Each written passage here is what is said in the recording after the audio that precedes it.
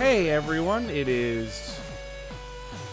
Tuesday. It's Tuesday, March 16th, and my name is Keith J. Carberry. I am doing Snooze Button with Kylie again. Look at us. Kylie, how are you? Wow. Oh my gosh, we're doing it. Here we are at the time that the show starts, and we're starting the show. They said we couldn't do it, but we're doing it. We're enthusiastic about it. Neither of us are tired. Neither of us. Wow, we love this. Neither of us woke up at 11:10. I mean 10:10. Wait, no, yeah, I was gonna say neither of us woke up 10:50. at 11:10. Sorry, I said 11:10, but I meant 10:50. What? No, I didn't wake up at 10:50. I woke up at 10:45. So I had plenty of time. Yeah, no one here woke up at 10:50. And I'm agreeing with you. And right, and yeah, nobody here wanted to not do the show, even though both of us were awake and able to do the show. Yeah. Let me. Did you do a tweet? Oh, I sure did. Great.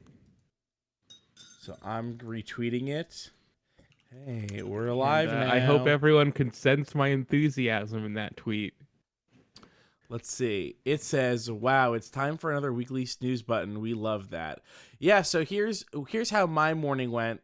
I got a call on the telephone from Kylie, and oh, okay. Honestly, when you started this, you just started that story. I had no idea where it was going. I was like, "Really? You got a phone call at 11 on a Tuesday?" yeah, from you. That makes sense. Yeah. I thought it was going to be an interest. I was curious to learn who would call you. You have been here for the entirety of the story I'm about to tell. It's for the benefit of the listeners. I don't want to hear that. I know everything that just happened. I got a call from Kylie at 10:50, which woke me up out of my bed. Which is fine. That was the right thing to do. It's true. The first thing I heard when the call connected was a big crashing sound as he fell out of his bed. Oh yeah, I did crash out of the bed. Actually, it left a me-shaped hole in the floor. I crashed straight through to the bottom floor of the house.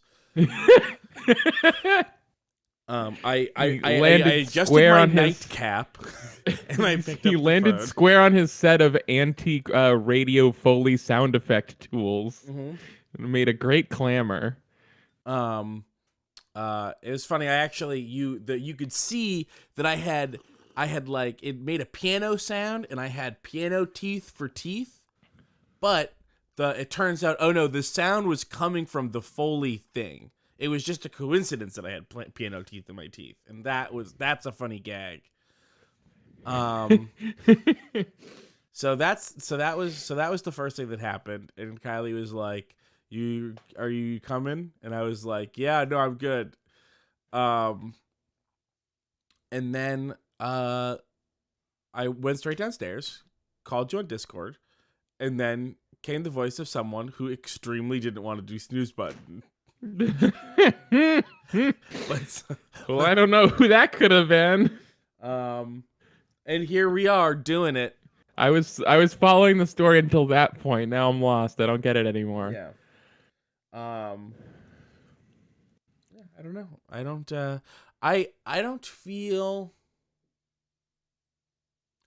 don't feel zero obligation to do snooze button, but I also don't feel 100% obligation to do it. Okay.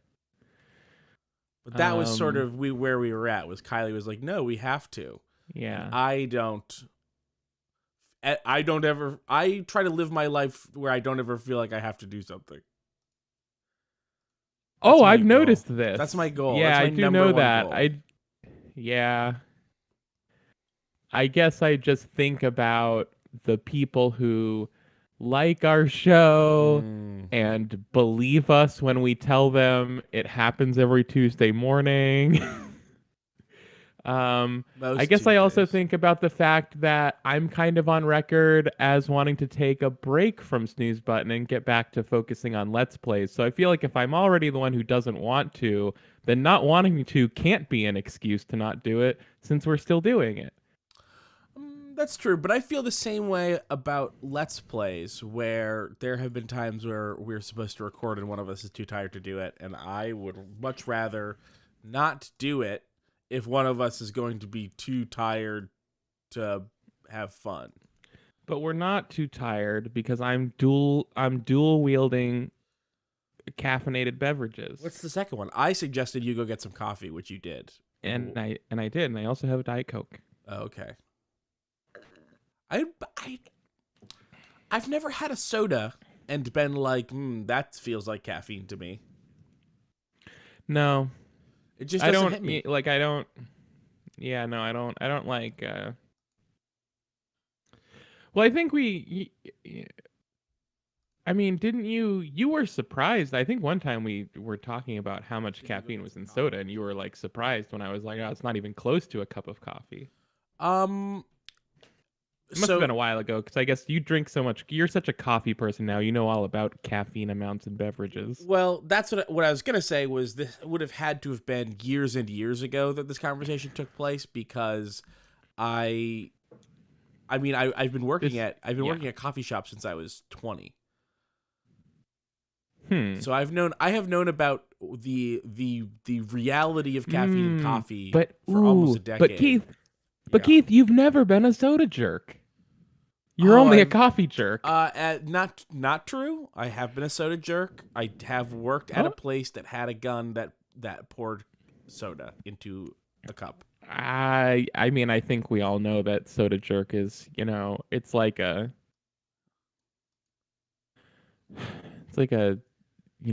spiritual sort of thing that you have to embody. And I think we understand that just having a soda gun at like a coffee shop is not the same as being a soda jerk. If you had a Keurig at the Chuck E. Cheese you work at, you're not a barista. So, okay, you work for a giant rat. Here's my soda jerk qualifications. One. Okay. One of my early jobs was a scooper at an ice cream parlor called a JP Lick. So number one, we were scooping ice cream. Number two, we had I have one of those near me. The ice cream is pretty good. Creepiest ice cream place name. I don't want to go there just because it has licks in the name. No thanks. Well, I know that's what you do to ice cream. I just don't. It's just weird to call it that, and I think it's weird. I think it's sad that society has made an innocent name like JP Lick seem weird. Don't we all yearn for the innocent days when no one associated licking with anything other than sugary treats? Can't we just all enjoy? Can't we all just Jordan get back Peterson there? Licks?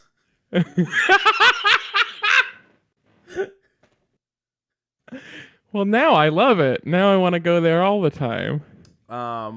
I don't think of course, ironically, Jordan Peterson could never eat at his own ice cream restaurant because, of course, he has to. Because he has to maintain his all meat diet, whatever it was. So I forget what it was. There's just a little interview clip of an interviewer asking him if he's still on his all meat diet, and then he just kind of looks like sort of ineffectual and pauses, and then slowly just says, "Unfortunately, yes." And I think that says all that needs to be said. Why is he doing that? I don't understand. I don't care. I literally don't care. No, okay, all right. Yeah, I don't. I think it was literally a thing where it was like whatever extreme diet he was doing had such a dramatic effect on his health that he could not hard switch back because it would be unhealthy for him or something like that. So at JP Licks, turns out you need to eat more things than just meat. Yeah, I'm shocked. I mean, meat is good for you, but there are other things your body requires. I was making, in addition to scooping ice cream and doing the full coffee bar stuff, I was also making Italian sodas. So hand mixing soda, number one. Oh, that's a soda jerk. I think that's a soda jerk qualification. Holy shit! Wow, Holy shit. when I was at the Barnes & Noble Cafe. Keith, could I just... Yeah. I'm sorry, could I say real quick? Completely destroyed. You are? Or the Yeah. conception that I'm not a soda jerk is completely destroyed. Well, I mean, I meant the first one, but I felt like the second one is implicit in the first one. Okay. Well, that's good. Oh, so I don't have to prove any more soda jerk shit. I can just stop there. Oh, if you had more, I'm willing to hear it. I have had two more long-term jobs where I was serving soda out of a gun and also mixing Italian sodas. One was Barnes & Noble Cafe and one was California Pizza Kitchen. I'm looking at that and I'm saying, wow, okay, hang on. What were you doing with soda at California Pizza Kitchen? Now, wait, okay. I want some clarification on this Italian soda thing. Now, when you say mixing, are you following? What is this? Is this prep work? It's No, it's live. Making it's live. 2 gallons every day? Oh, baby, it's live. Oh, wow. Yeah, okay. It's right there. It's syrups. It's fruits. It's ice. It's soda water. It's a little strong. Wow. Okay. All right. Hey. Let's walk me through it. You're behind the counter. Yes. I stroll in. And go.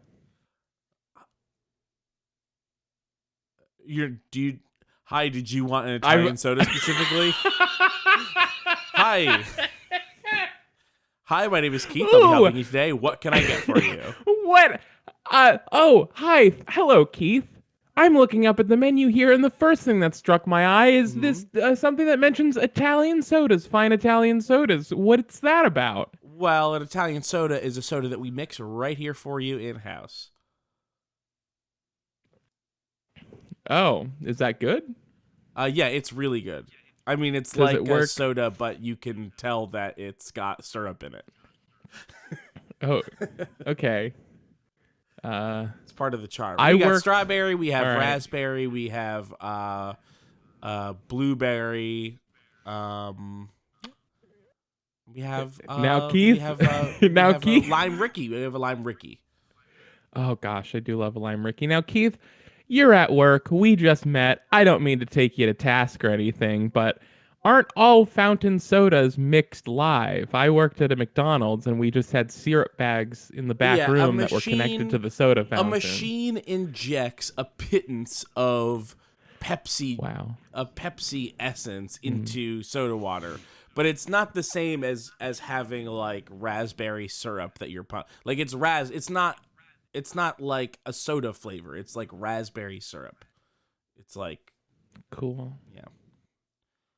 And what else do you put in there? Oh, more soda jerk shit. I was also Keith, you're making it right now. Walk me through it. Okay, so raspberry, pump, boom. That's raspberry in there. Muddle some raspberries, some fresh raspberries. Put those in there. Then put in a little bit of soda water. Stir it up. Put in some ice. Put in the rest of the soda water. That's it. But I was also I forgot this. I was making. Wow, we love that. I was making ice cream sodas and egg creams at California Pizza Kitchen. That is some classic soda jerk shit. Ice cream sodas. You bet your ass a soda jerk is whipping up some ice cream soda.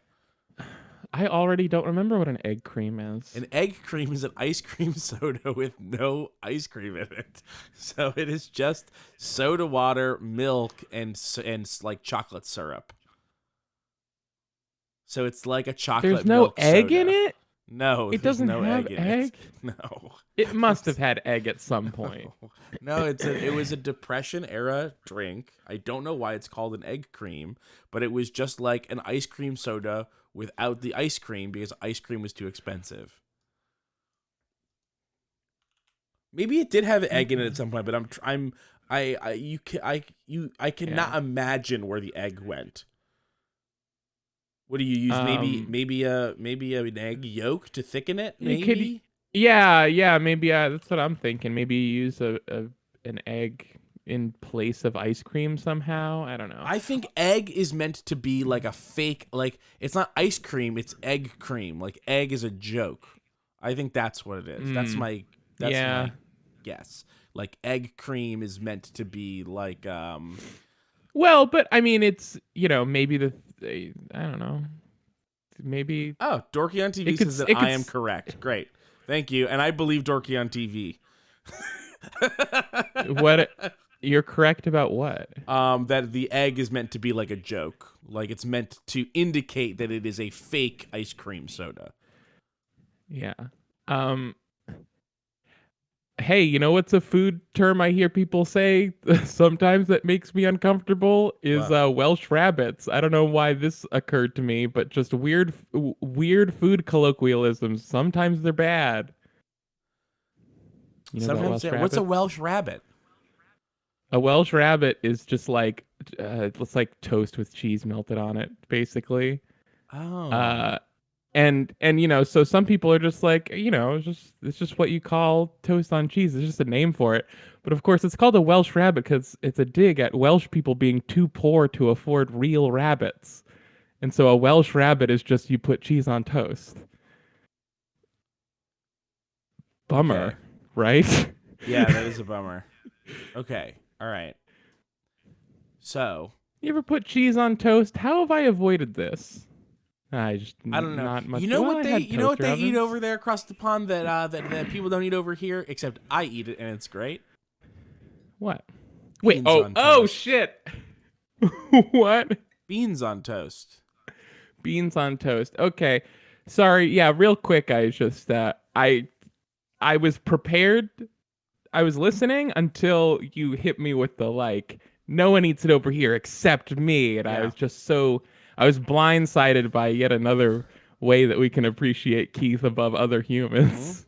I don't And then there it I don't came. think that Well, I don't think I need any praise for eating beans on toast, but it that's is good. interesting. I was just listening. I think it was Danny O'Dwyer talking about how the beans that you'd eat on toast in the UK and Ireland is way less sugar than the beans that we have here. That Yeah. makes sense. Yeah, I They're don't like, eat those like, beans on toast. Yeah, I make beans to have beans on toast with. They use oh canned wow. beans, but they don't. They have Yeah. a different kind of canned bean. Yeah, I assume it's literally just the canned beans that we have with less sugar put in it basically. Yeah, I think it basically is that. Yeah. But yeah, it's like the cans of baked beans that are in the baked beans aisle in American supermarkets. It's like if you wanted to like I mean, eating a bowl of beans with just a spoon is always kind of a weird thing to do, but if you did it now, it would be like grossly sweet. It's like too much sugar to just eat the beans, basically. Yeah. I think that Mm. there's one way to Not really that I not that enjoy. I not that I haven't and won't do it. Yeah. I will just eat the Oh, beans with a spoon, yeah, but I it's too like much it. sugar. It is too much sugar. I do still like it. But there is one thing to do with speaking of things that no one does but me. This time it's no one. I don't know. I don't know if you still do this. I learned that this is not a thing anywhere. No one is doing this, which is mixing those beans with like Kraft mac and cheese. Yes, yeah, we talked about It's this. the only way I to do that. enjoy Kraft mac and cheese. It's also one of the ways to enjoy those beans. I've never met a single person who's even I heard of disagree. this. No, we talked about this before. Yeah, growing up, we ate a lot of Kraft mac and cheese, as anyone might do. I always didn't But like yeah, it, but when you put the beans in, I loved it. that's fucked up. Okay, I always thought it was delicious, and I thought it was gross when my mom would put baked beans in it. But of course, what happened was that eventually I warmed up to it, and now I love putting baked beans in Kraft mac and cheese. Still not quite as much as regular mac and cheese. Like I'll Mm. still only do it now and then, but yeah, it's good. The other, yeah. So yeah, like you growing up, I just thought it was normal. Like sometimes people put beans in their mac and cheese, and then No. I grew up and realized no, that's No. only like our moms. Yeah, I don't know why. I don't know why. I really want to know where this came from. It's great. It's great. Get a can of bushes, slap it in a bowl of Kraft. You're welcome. You're welcome. There you go. That's all you need. You know what I never got though? I never got adding hot dogs to that. That's another thing that gets done. I just don't like hot dogs that much. I like hot dogs. I know some people love throwing hot dogs in anything, but I had hot dogs. I had hot dogs yesterday. Last night I had them. Oh no! Oh, if you're talking about hot dogs, I love hot dogs. But you don't like hot dog. Hot dogs? No. Hot dogs? Yes. Okay. I had a classic Rhode Island hot wiener. What's the difference? What's that? It is a style of hot dog. So there's a Rhode Island staple restaurant category that is called the New York System. Yes, it's called the New York System. And it is a way of making hot dogs in the style of the Rhode Island hot wiener. So and basically, what the fuck? I know, it's like you step into Wait. So Rhode Island chases a New York style that no longer exists. It's actually the Rhode Island style. No, I don't even know where the words New York System came from. Here, I will explain to you the New York System, a la the Olneyville New York System restaurant and Baba's original New York System. The two New York. Okay, wait. Yeah. Real quick. Just before it gets lost, I was joking when I was doing the hot dog thing. Just every time I listen to Doughboys, Mike Mitchell calls it a hot dog, and then I remember like, oh yeah, in New England we do kind of say it that way, but he like really says it that way.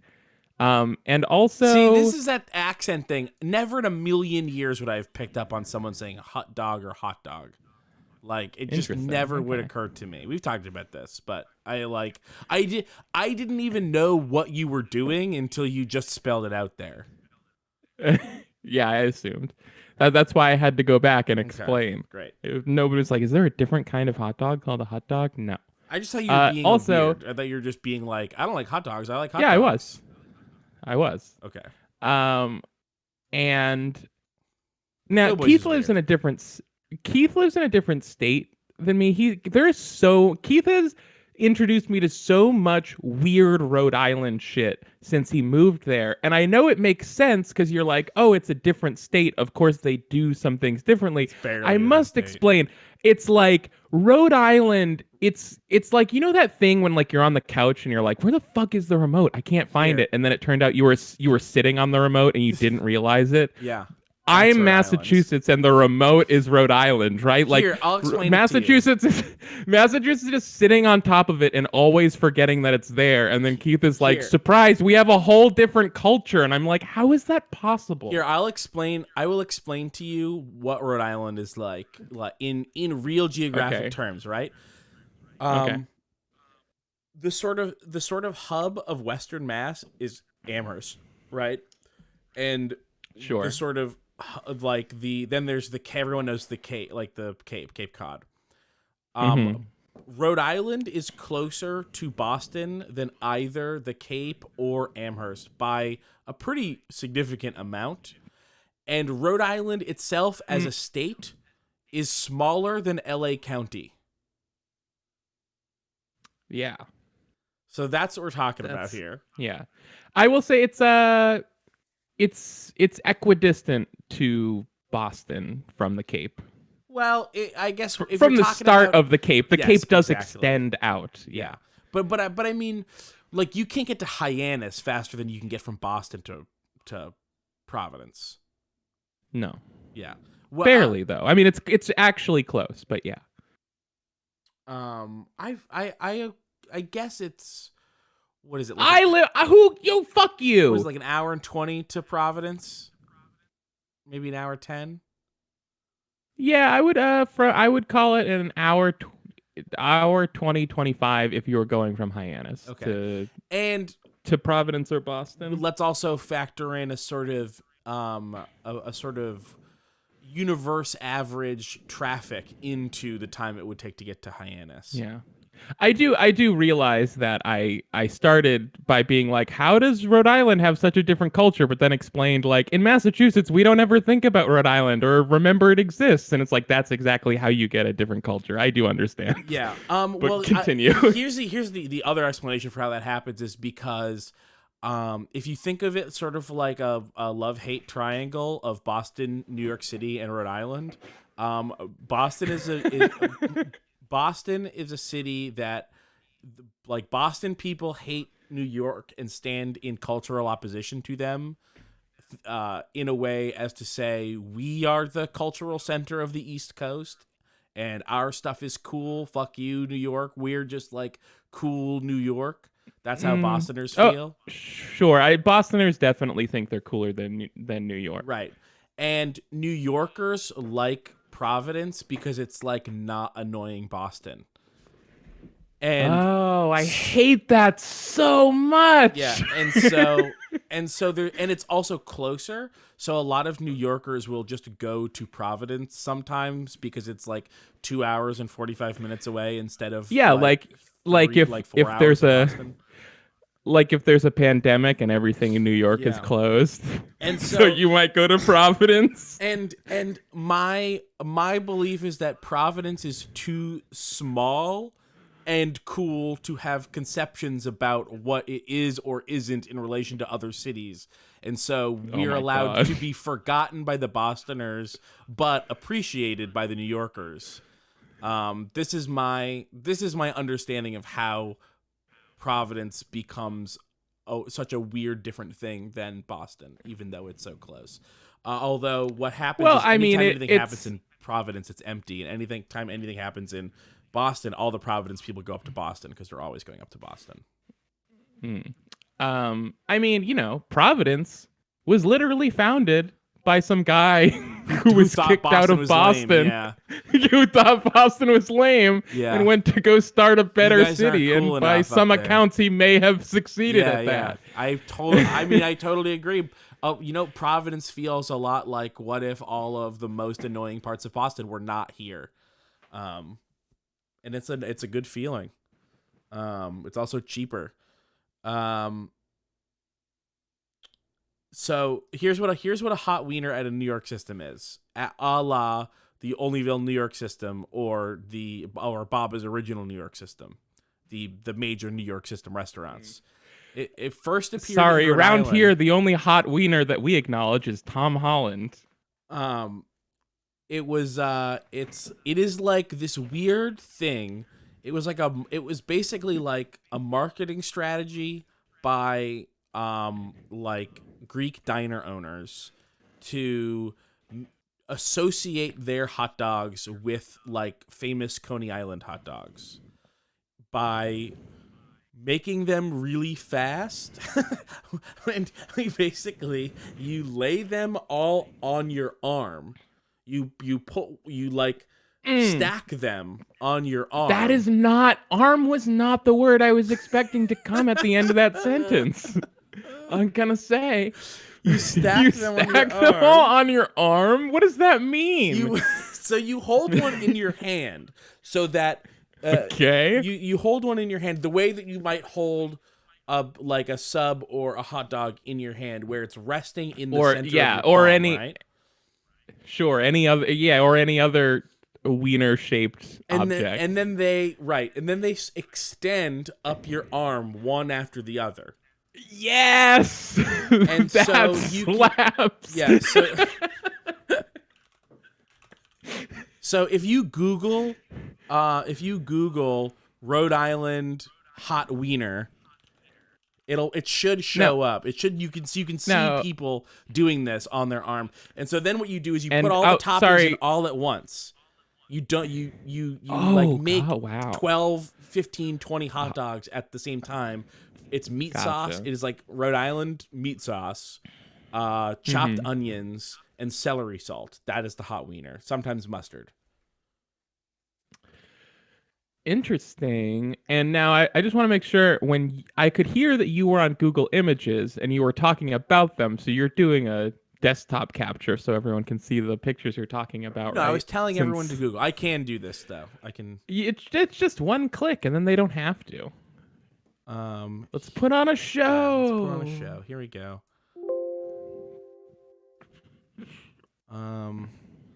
Here, let's add this to the thing. All right, this is for anyone here who has not Googled it yet. Boom. Look at that. We're on That's Google the New York, Image. That's that right there. That's the New York system. I can't the wait Rhode to Island, see it. New York system.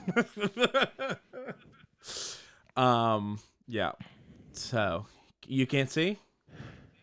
Keith, I want to say, Yeah. you've been beating that Providence is cooler than Boston drum for a bit now. Yeah. And I certainly don't have any reason to really disagree with you. Wow, that's fucking incredible. Yeah. Yeah, it's really good. It's like, and it's a legitimately good hot dog. Wait, but too. so how did they get back up on his arm like that? These are pros, Kylie. So he started with bare wieners on his arm just like that, and then bare wieners, and then somehow they became on with the other What? hand presumably dressed them. Yeah. I don't. Okay. Now here's the thing. You come in here and be like, trust me, I've lived in Boston and Providence. Providence is cooler, and I'm like, I would buy that. Yeah. That sounds reasonable to me. Yeah. But then when you come in here and you try to further prove this by offering that people from New York City, City like Providence more than Boston, that's a ding in Providence's favor. I have to hard reject this, especially from all the people from New York I used to see on the Cape. Those were all the worst people, and I wish that they would stop coming there. But so now think of it this way. All of the worst people are being siphoned off because they go to the Cape. It's only the cool people that go to Providence. All right. Wait. To be fair, I don't think that's true. I don't think it's only cool. But I do think that it's a different kind of. I don't think it's a bonus to Rhode Island that New York people show up there. Like that is not like one of the pluses to me. It is just the reality of what happens when you're not annoying like Boston is that other places like to go visit you. And how is Boston annoying? Wait. Before you answer that, I just want to say, Goof Troop in the chat says this is adult Gohan all over again. I don't know what do they mean? What's adult? You look Gohan at adult Gohan again? and you go. So you're looking at this image and you go, how did they get like that? Like how you look at adult Gohan and you go, how did he get like this? What?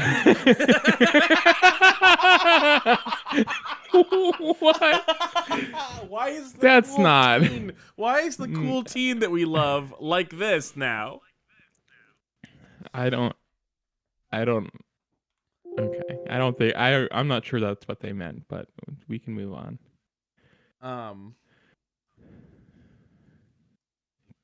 Keith, are you afraid to show your desktop? No, it's empty. What's on that desktop? It's just okay. So I have a picture. I have the folder of the emulators here. I have the folder of the emulators from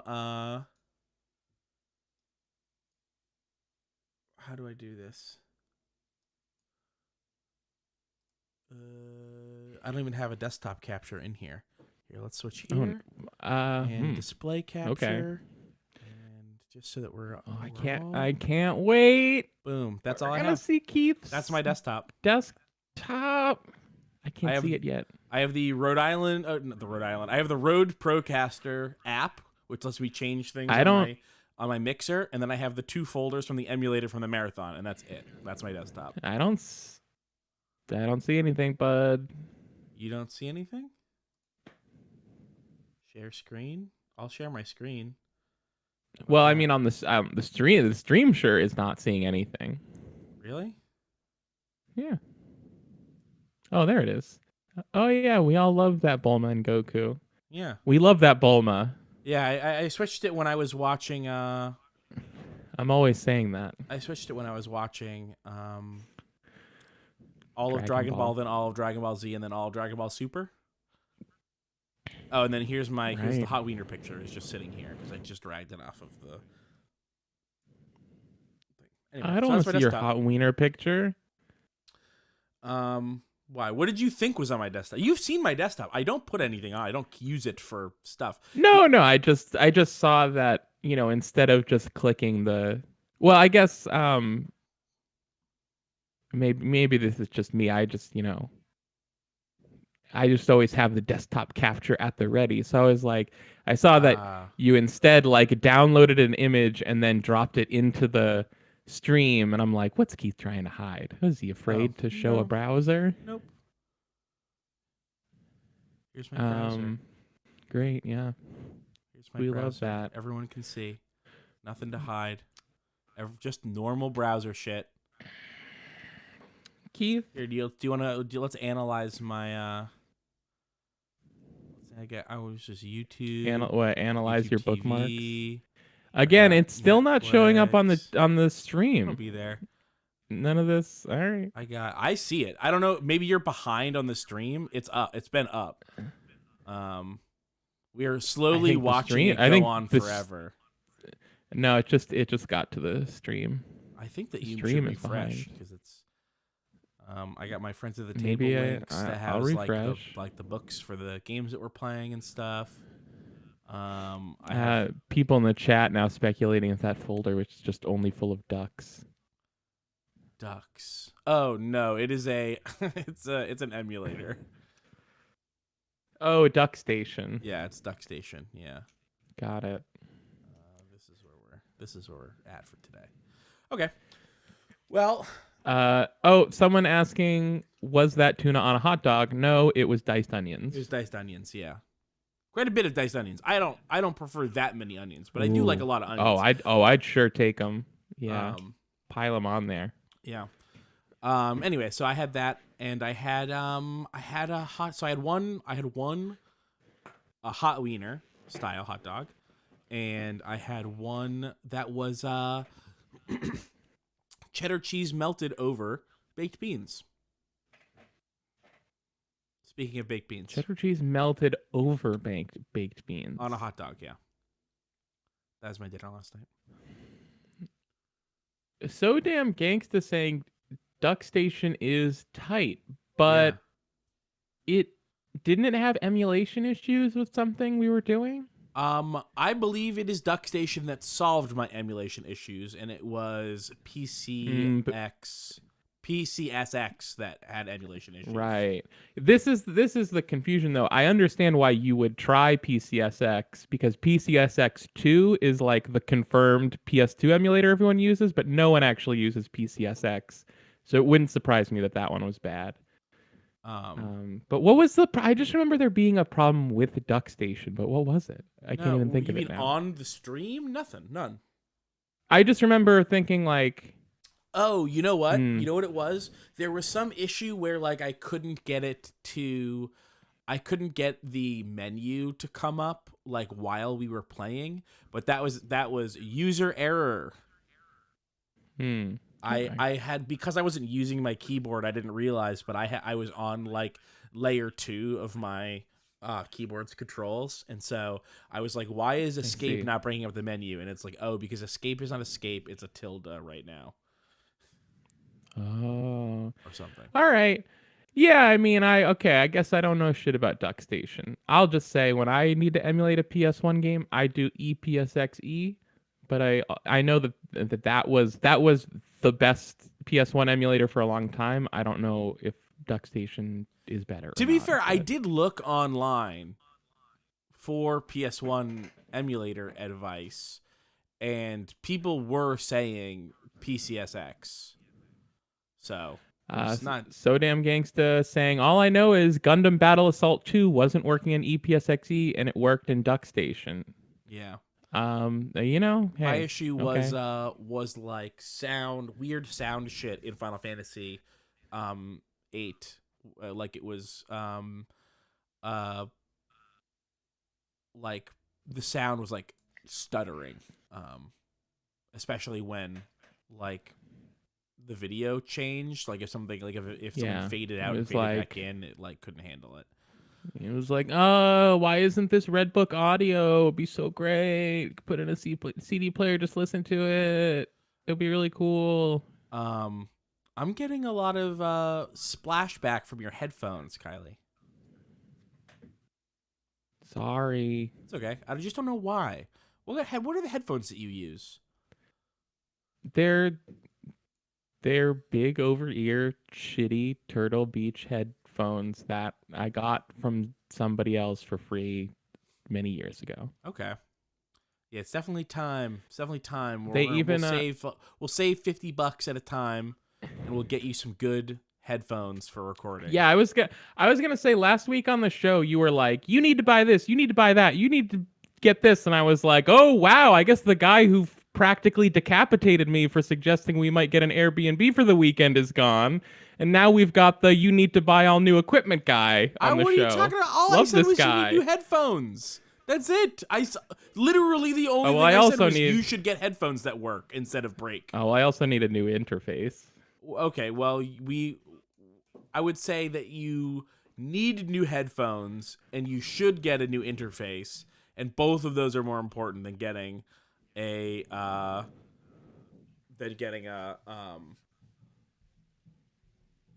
what's it called? Then returning to the content cabin. I don't know.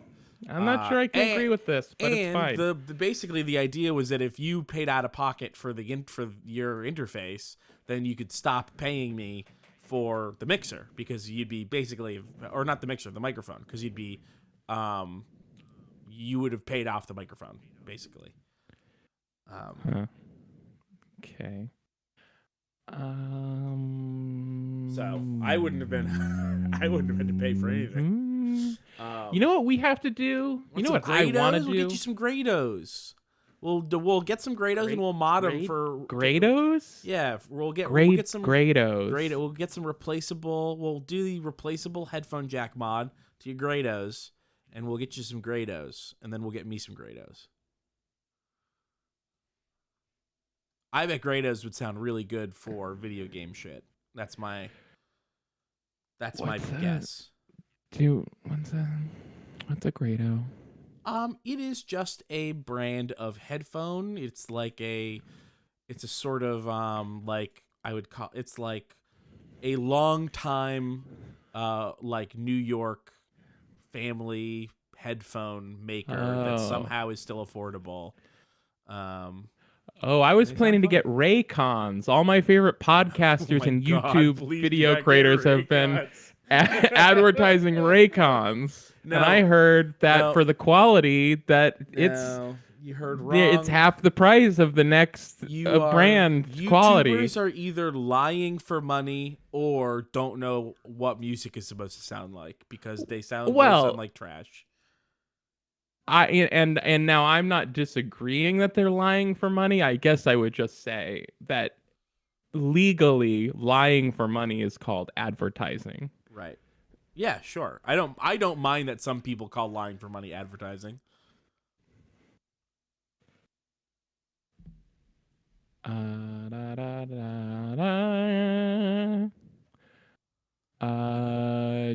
Jules. Okay, I was having trouble with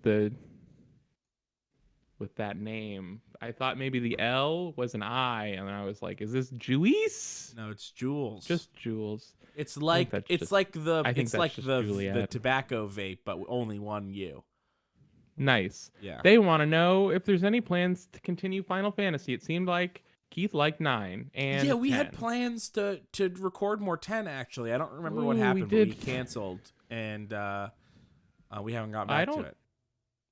I don't even think we got as far as scheduling something to cancel, but we did. It was for Thursday. We scheduled for Thursday. I don't remember which Thursday, but we did schedule it for some Thursday at some point. I'm seeing apartments today, and by apartments, I mean I'm going to my old apartment building to look at apartments after we stream. Is it going to be like a huge bummer if you live there but you don't have the same apartment? Slightly. That was a really good one. It was a very good one. It was a corner apartment on the bottom floor with It was a door. corner? This is a sort of like medium pro, but also kind of a big con. It had a door that went right out to the parking lot. Really convenient. Bad news, it's in the bathroom. Yeah, it's the bathroom door. The bathroom yeah, door. It seems like a big con that that essentially the entrance to the house that you used was in the bathroom, which is like hilarious. But it was an alternative to having to use the main entrance of the apartment building and then walk around to your front door that is inside the apartment building. Yeah. Which, granted, would only have taken an extra 20 seconds because it's the first door. That's a big 20 seconds. Yeah, it's a big 20 seconds.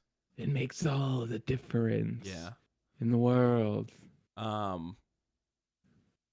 It did. So the downside was that every couple months someone would like knock on my bathroom door being like, "Is this the door to the building?" And I was like, what about these weird glass French doors makes you think this is the entrance to the building? Yeah, that's so bizarre to think. Yeah. And it's like right next to it was the actual door to the building where there were steps to get up to it instead of just like a weird loading dock. Because it used to be a warehouse, so it's like a loading dock, like a 9 by 40 foot long loading dock, and the only thing there is one set of French doors. And a boombox. And I put a table on a table next to a chair. Yeah. And they said, "This looks like the entrance to the building." Is this chair with a boombox next to a set of French doors the entrance to this apartment building? It is an entrance to an apartment building. But it's an mine. entrance. It's an entrance. It is not the It entrance. is not the entrance. The entrance. Actually, I can help you out. If you look about 8 feet to your left, you'll see something that looks a lot more like an entrance than this does. One time it was a cop. One time a cop showed up to my bathroom. Just once, though. Oh, fun. Yeah, cops love to do that. Yeah. Yeah, and it was only it was only once every month or two where I felt like maybe someone will see me use the bathroom. Yeah, it like honestly kind of incredible that anyone built it that way. It's one of those like it was, it wasn't built as an apartment building. It was like a it was a warehouse. It was a factory that like, locked people in and gave them only sealed windows or something at some point. And now it's an apartment building. Yeah. It is funny that you would pick those doors. Like they had curtains on them, but they were like literal full glass door directly to the left of the toilet. Yeah. Like it's weird because like I guess when I'm thinking like, well, what kind of door would you put there? What like a windowless iron door? Like that's not very fun or attractive for your house normal either. Wood door. You say normal wood door. It must get cold in the winter in there. It must get freezing in there. No. But I mean, wooden door, like a house front door. Maybe something like that. Because those aren't. I don't know if those are. I don't know what they got in there anymore. I don't know what the solution was to this, but I like. So it was like the doors were there because of a previous like building floor plan, I guess. Mm-hmm. When it was apartments, but the apartments were different.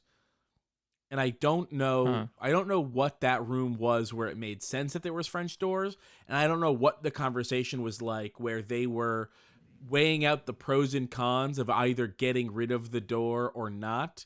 And I assume that a big part of it was that it would be expensive to get rid of the doors, and people might like them. Who knows? If yeah, like because I'm thinking build or they get a different room. Because I'm thinking about it. I'm thinking about your apartment, and I'm thinking like, well, where, if that wasn't going to be the bathroom, where would you put the bathroom? I was about to say nowhere, and I guess the answer is maybe the office, but that would be the biggest bathroom of No, all you just time. switch where the kitchen and the bathroom are. The bathroom would be on the left because Yeah. it was basically like the kitchen and the bathroom, and you would put the bathroom against the wall where like the fridge was, and you would Sure. make the whole rest of it the kitchen. I mean, unless the only thing I can think of is like if they were originally trying to sell the building as fewer, larger apartments and then cut all the apartments in half because nobody who could afford a massive apartment like that wanted to live inside of an old factory. Well, to be fair, But that really like nice that your floors apartment and was already like not it small. was I not mean small. it was very weird. It was like kind of small floor plan wise, but it had like massive 25-foot ceilings, so it felt really and big. exposed brick walls, which people like. Yeah. People will spend a lot of money Yeah, it for was cool. for high ceilings. Yeah. People will spend tons of money for exposed brick and high ceilings in the right Yeah. place. It's just that Pawtucket, Rhode Island, is not the right place. The right exposed brick in the wrong place can make all the difference in the world. Oh, I do not like this character. This character seems shady. You're right. That character is shady, Keith. I Um, guess I just did a great job playing them, is all. Oh, Keith, I did have. Oh, I had a public service announcement. I had a correction I needed to issue. yeah. I meant for it to come at the beginning of the show. We're gonna have to settle for an hour into the show, as we often do. It's fine. Just last time we were talking about, sometimes we're talking, you make a mistake and you say something wrong, and you should correct it, but it's like you're doing the show. It's kind of like a moving car. It's like something falls out the window. You have to decide: What did are you we do? gonna stop and get that thing, or are we just gonna keep driving? What did you You do? know? Oh, nothing. I mean, I just thought you were gonna be like, oh yeah, that. Sure, then yeah, What? I know about that. Just all that. Like when I was complaining about computer utopianists, I kept saying 70s and 80s, and of course I meant 60s and 70s. And then I said Lycos, which I know is a 90s thing. Forget it. We were just joking. Would you get off my ass, people? Oh my God. Can't you just joke once in a while about computer hippies? Ah. I feel Ugh. like I just feel like no one was calling you out on this.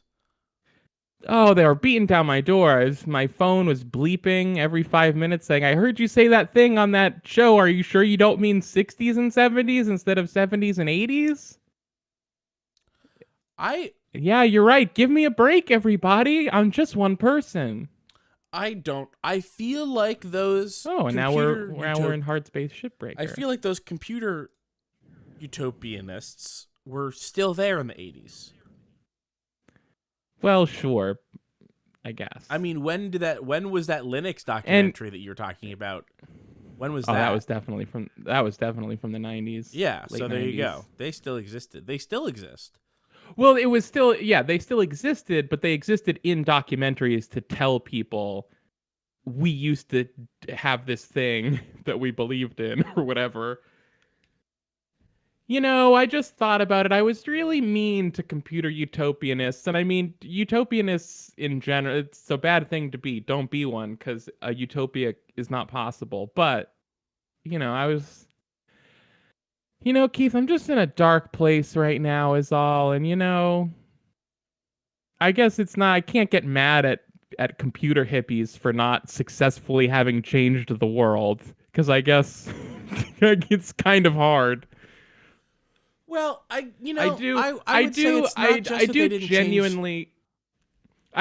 genuinely feel sympathetic to the fact that I'm like,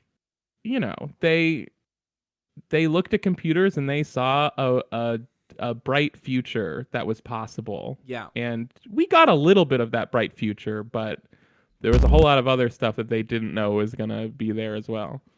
I appreciate your willingness to give them more credit than they deserve. Thanks. But I would remind you that it's not just that they saw a bright future, it's that while striving for that bright future created the bad future. Right.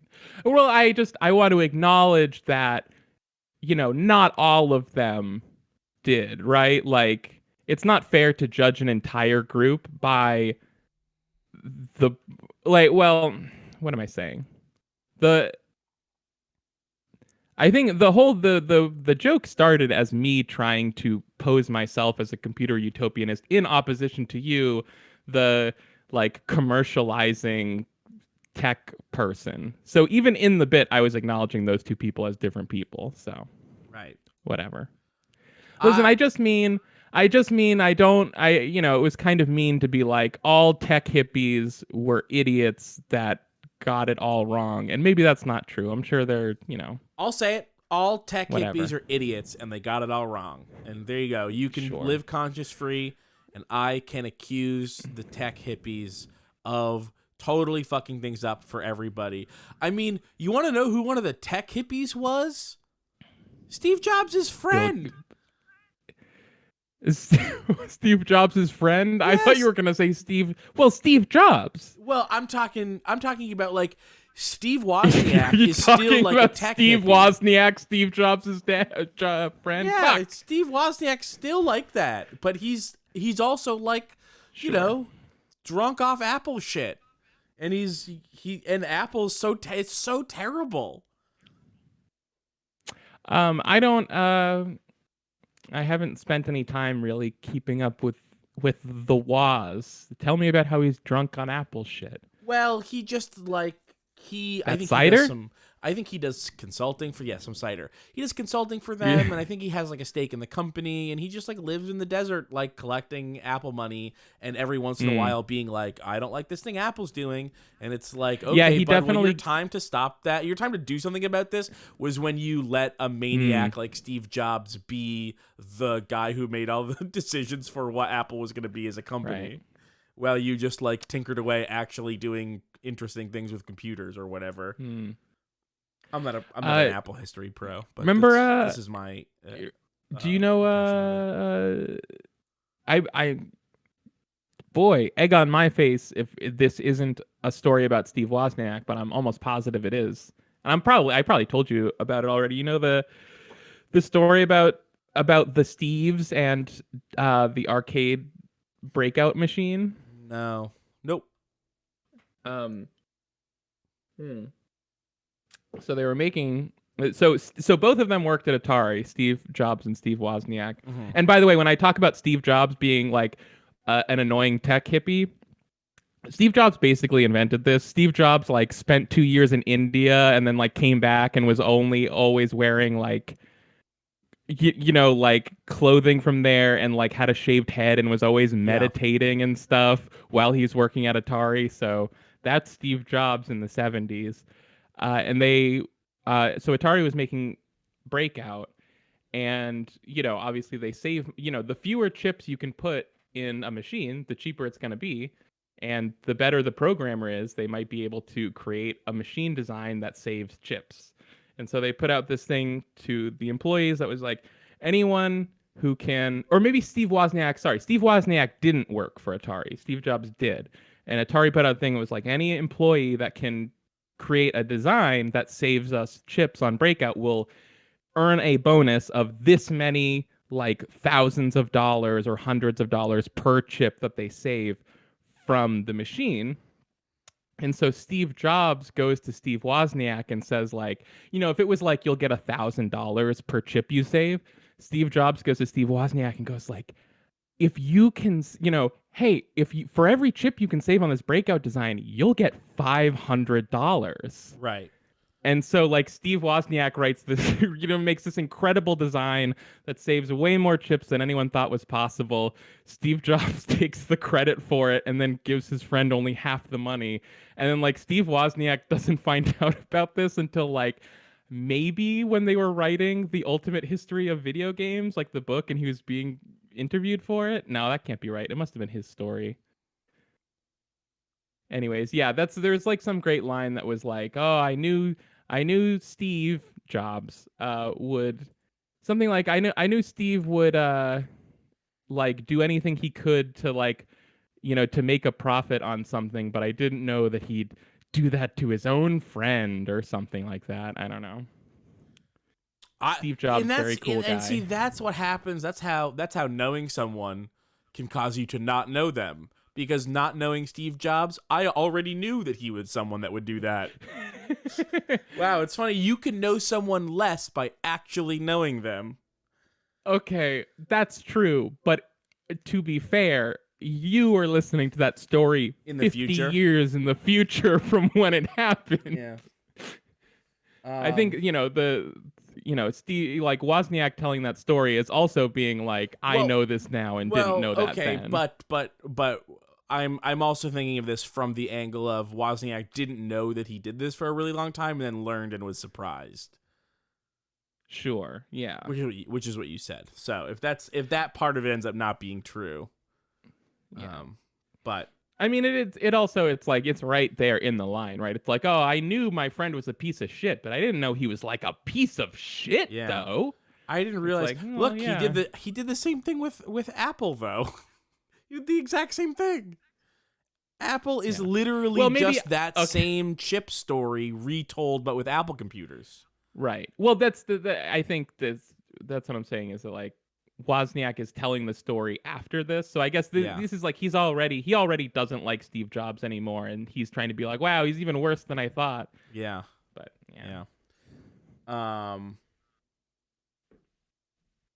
that's I don't think all the tech hippies were bad people, but I think this is what happens when you don't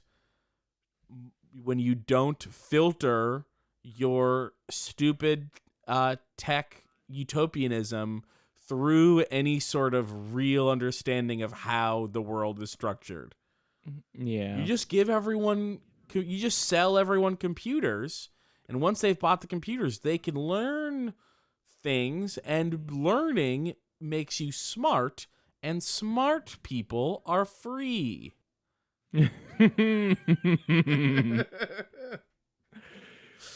Sure. See how that works out for you. All right, you ready to play a game? Oh, yeah, I guess. Are you not ready to play a game? I'm not ready. Hear that? No, you don't. I forgot to mention the story from the guy who was like, we got so many people at the university to not have a password. That was the GNU guy. GNU. GNU. It's like I didn't 100% understand it before, and I kind of forget, but it's like GNU is like a lot of the parts of Linux that wasn't the kernel, and then Linus What's-His-Face wrote the kernel for Linux and created Linux and named it after himself. And then in the documentary, GNU guy is all upset because he thinks Linux should be called GNU Linux to give him and his friends credit for all the open source software that they made that was used in Linux. And I'm like, guy, what did you think open source meant? It's like literally the thing coming back to bite him, right? Like, we're just gonna make this software and anyone can use it for anything they want. And then like Linus Torvald, is that a different Linus? I don't know, comes along and uses the software essentially for exactly what they intended it to be used for. And they're like, hey, wait a second, you're gonna name your thing after our thing, right? So that everyone remembers it's our thing? No, guys. Well, okay. And then you have Linux guy being like, fuck that. The Linux guy doesn't seem so cool either. I hate all these Linux people. Let's watch the Linux documentary. I'm sorry, play Shipbreaker. Okay. So we're playing Shipbreaker. I'm sure that people had time to read all the stuff that was on the screen up until this. Definitely. Kylie, it was just a thing saying that this is an early access game, obviously, and it also said some stuff about that we got recruited to go be Shipbreakers. Oh my god, I can hear somebody playing like Pac-Man in the background or something. Oh yeah, can you? Yeah, there was like it was a siren. I just heard the telltale bleeps of some arcade games. It was like woo woo woo woo. But then there was a real siren. So my understanding that is, one. I haven't played this for even a second. Don't listen to me. Just do the thing. Okay. Sorry. My understanding is that this is a very like we're the bad company and we got you kind of game, that's fine by me. Honestly, for real, I don't play these games anymore. I can't even take it. I don't play. There's some, but there's not that many of them, right? Like there's not. I feel like this is every other game premise, and I haven't played one of these anymore. in a while. I don't think. I haven't. It's slowing down, I guess. Oh, someone said there's no gameplay on the screen. I can fix that. Boom. There we go. Don't worry. There's no gameplay in the game yet either. Blah blah blah. Remember, employment in the Pave the Way to the Galaxy program is at the sole discretion of Lynx Corporation and can be revoked at any time. Acts of insubordination or malice will not be tolerated. On receipt of your electronic signature, a shuttle will be deployed immediately to your current location to deliver you to your post. Training will commence immediately on arrival. So you've played this? Name? No, I've not. Wow. Yeah, this is a first look. Voice ID verification. And Keith, I've decided I'm gonna stop calling you out for being unfair between you and I and the standards that you hold us to. So I'm not gonna mention anything about this. I'm just gonna watch you play the game. What? What are you saying? You're always giving me shit for not trying the games before Snooze, and now you wander in here like, oh, I'm just gonna read this menu. Give me a second. I don't always give you shit for this. Get plastic-free meat. I want you to be eating an entomatarian diet. Or I guess plastic I want actually free. Plastic-free. I definitely don't want to eat plastic. Yeah. I actually love the implication for the other three options that the plastic-free one causes. Yeah. Like, once you see plastic-free, you're like, well, what's in the vegetarian one? Does it have plastic? It's not animal. Well, it's certainly not animal, Kylie. Well, yeah, I know, but I just thought, okay. Press agree to each statement. I have no criminal record in the Terran or Martian zones. A record in the Jovian frontier is acceptable. Okay? I'm not a member of and have never associated with a workers' union or other labor interests. Wow. I have completed my annual medical exam and have been cleared of having McAuliffe's lung. We're going to call it Macaulay's lung. Macaulay's. Macaulay. Macaulay Culkin's lung. It could be any of these. I think it's Macaulay's lung. I like Macaulay Culkin. Yeah. I don't think that's how you spell that, but that's what it is to me. I have no commercial or real estate interests on Luna, in the asteroid belt, or in the nation state of Arizona. I will bring a positive attitude and problem-solving mindset to work every day. I understand and accept the health risks associated with long-term exposure to a van der Waals field. I totally understand that. And I will vote for Chancellor Chung Chong in the Pan American Senate election.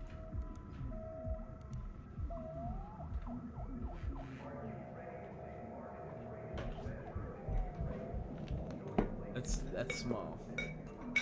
Grants permission to links to the authority to garnish their wages if actions or lack thereof result in any real or potential losses for the company and or any of its affiliates. Employee hereby grants permission to Link's authority in perpetuity to record and own their DNA and to create new entities with that DNA with no restrictions or limits. Furthermore, the employee agrees to pay a nominal fee for this service in the event of their death while performing duties of their position. Links may execute these entities at any time for acts of gross negligence. Employee health grants permissions to links the authority to study, manipulate, reciprocate, and duplicate any and all of my gray and white matter at any time in the unfortunate event of my total and complete loss of memory. Employee hereby grants permission to links the authority to transfer any and all unpaid debts owed to Lynx and or any of its affiliates to their next of kin in the event that they are terminated, disappear, and or perma-perish. Link reserves the right to terminate this contract at any time without notice or payment in lieu, with no requirement of sufficient cause. I skipped some up here. Employee hereby grants permission to Lynx the authority to collect, analyze, utilize their biometric data for use to better the lives and well-being of them and their coworkers, as well as for any other purpose. Employee hereby grants permission to Lynx the authority to perform psychological tests on them at any time, with or without their knowledge. Employee is not entitled to compensation for participation in these tests, but may receive additional sugar cube rations. Employee hereby grants permission to Lynx the authority to garnish their wages if they're. That was the first one I read. Okay. Right. I did give this game shit for its premise right at the start, but that like the whole thing you just read was like way better than any other game. Yeah. So this is the thing. I did my research. I knew that this seemed to do it a little bit better and sharper. I don't exactly appreciate the bit of like China scare in the middle, like vote for Chancellor Chunjong. Yeah, I did see that. I do like the agreement to work the agreement to vote for someone, like, yeah, that's great. And then when it was like Chunjong, I was like, okay, well,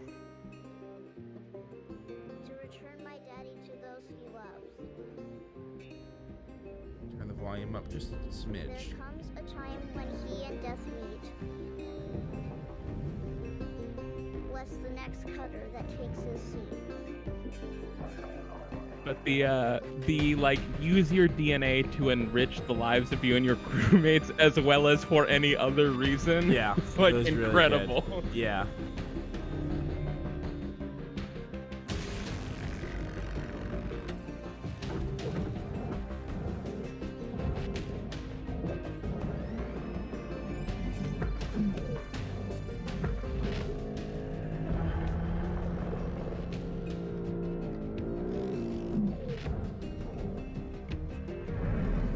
See, look at that. That looks cool as hell, right? We all want to do that. That's what we do here, kids. We're all here. We're all breaking ships. We're all hard breakers. This is what we're doing. We're all a hard ship breaker.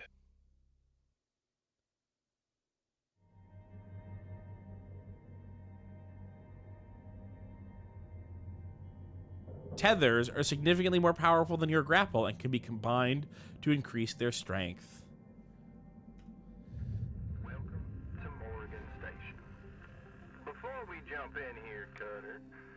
Customary to observe a moment of silence for a departing shipbreaker. You'll soon learn this type of thing doesn't happen very often up here.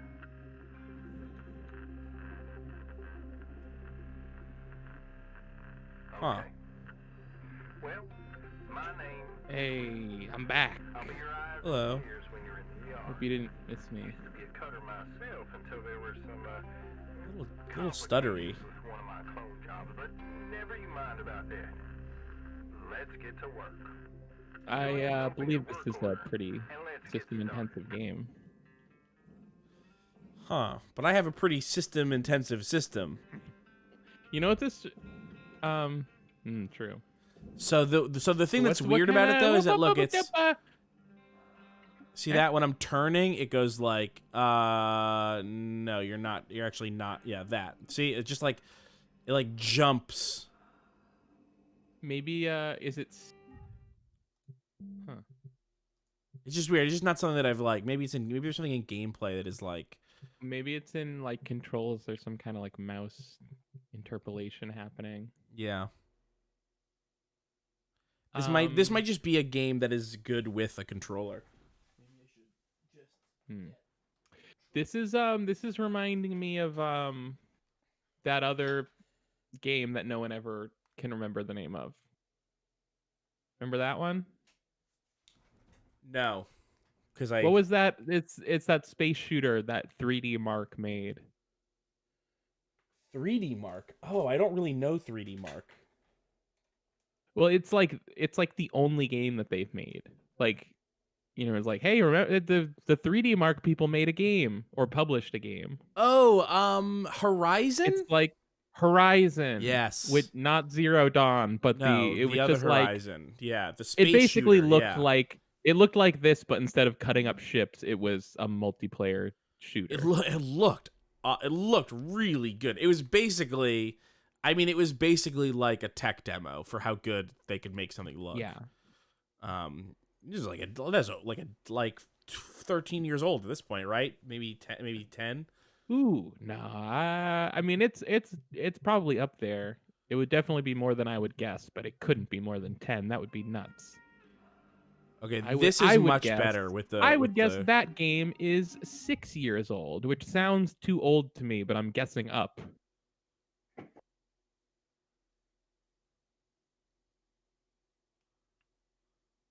You checking now? No. I'm not. I'm screen sharing with you, right? You can see what I'm doing. Yeah. And Keith, I realize this is not the best time, but I just week after week I keep meaning to start a conversation with you about Pokemon Let's Playing. Yes. And keep not doing that. But Yeah. I guess now this is the worst time to bring it up. Oh, I don't know if you saw, by the way, but my game. debt is $1 billion. My money is listed as debt $1 billion. And the fantasy is you're going to be the one person who can work their way out of the company. Yes. Yep.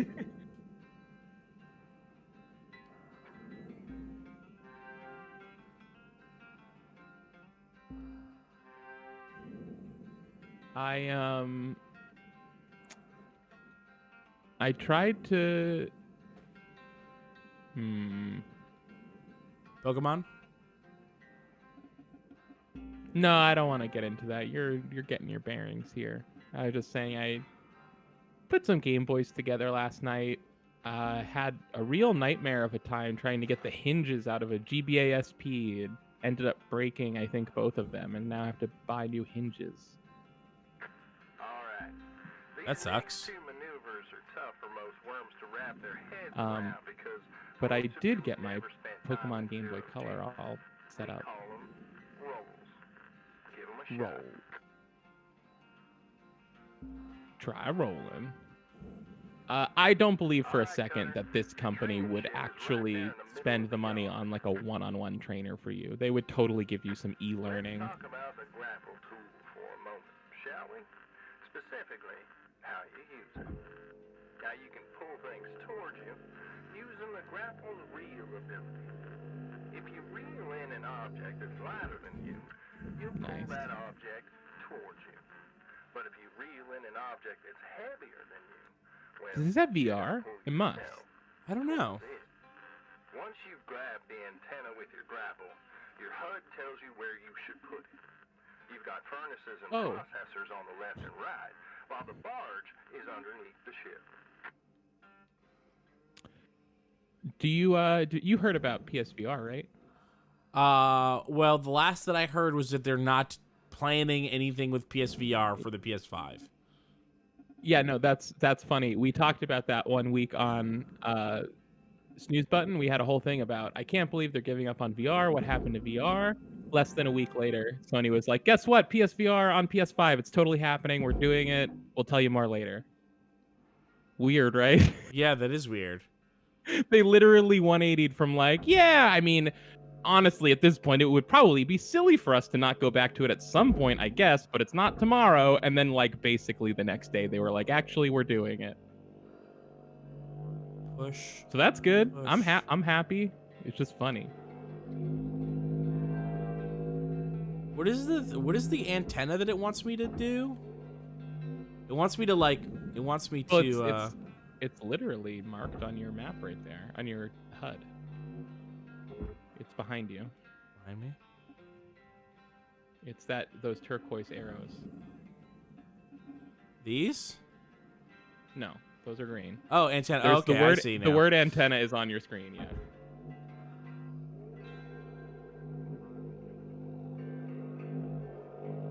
Ooh, look at that, and I went too far.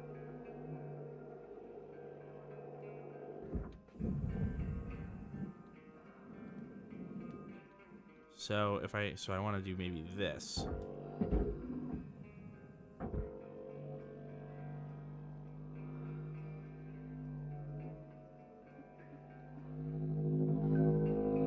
Some objects can be detached. The detach prompt on my reticle. Detach prompt. You see detach prompt? Do I see an attach prompt? I can't say that I do. But what the fuck do I know? I'm just over here grinding weed. Okay.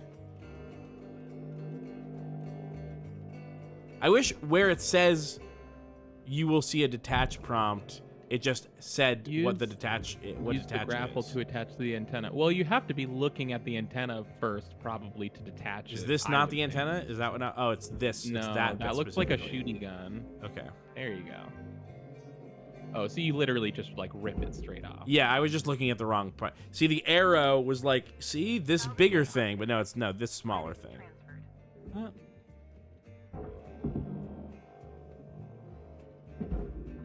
Yeah, so it's like, what if we put the gravity gun into Horizon and made a game out of it?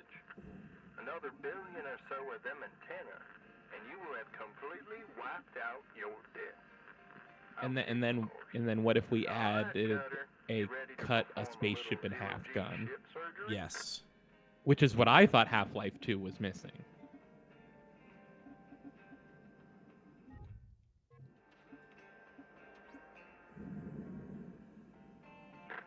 Let's boot up your scanner and see what we see.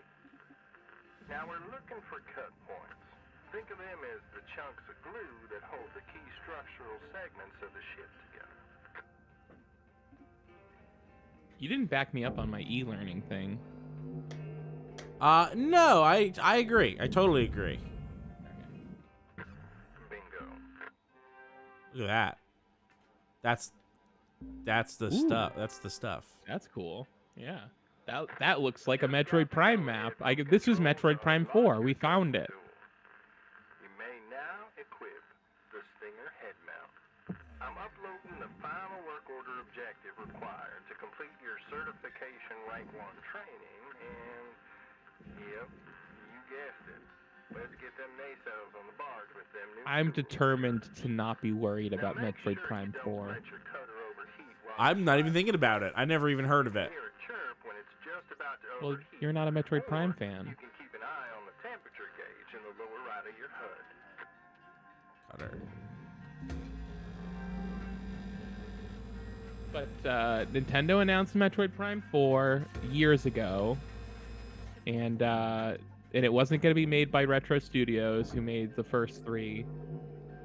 And then, like, a year or two later, they were like, we're restarting development on Metroid Prime 4. It's not going well. We're bringing in Retro Studios.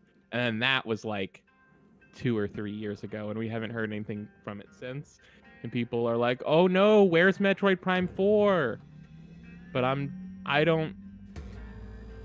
not ready to spell doom and gloom about Metroid Prime. Because I want them to take their time with it and make it good. So I'm just hoping that that's exactly what they're doing. Did you see that? If you're having trouble. Yeah, I see that. I got If set you're on having trouble making fire. a game, don't put that game out. Yeah, that's true. That's the right way to do it. Hey, if you haven't ironed out all the bugs in your open world Cyberpunk game, maybe don't put that out yet. As just a random example that I made up.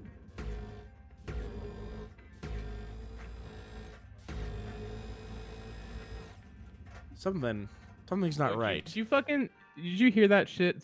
I'm sure you didn't, but like Sony delayed some game recently, and they said, what was it like when you make a game? There's 2 ways you can go about it. You can put it out. You can hold the date and put it out even if it's not ready, or you can move the date and not wait until the game's ready to put the game out. There's been some high-profile examples recently of the former, but at Sony, we've always chosen the latter, and that's why we're delaying such and such. And it's like, oh, fuck you. Yeah. Like, as if you weren't one of the primary perpetrators of this exact thing. I mean, well, I guess not that I think of Sony as being particularly bad about that, but they certainly have not been the don't release it till it's finished company at all. Like, they don't even have that No reputation. company has been. No. Can you think of a single company that's been the don't release it till it's finished company? I mean, no. I think, well, Valve. But even that doesn't really count, right? Right, yeah. Like, and I know, like, you know, everyone knows that Miyamoto quote that's like, you know, a delayed game is good eventually, a rushed game is bad forever, or something like that.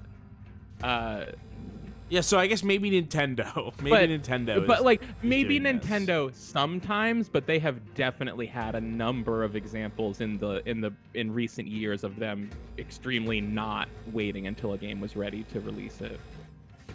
I can't think of any examples off the top of my head, mostly because I didn't play those games because they weren't good.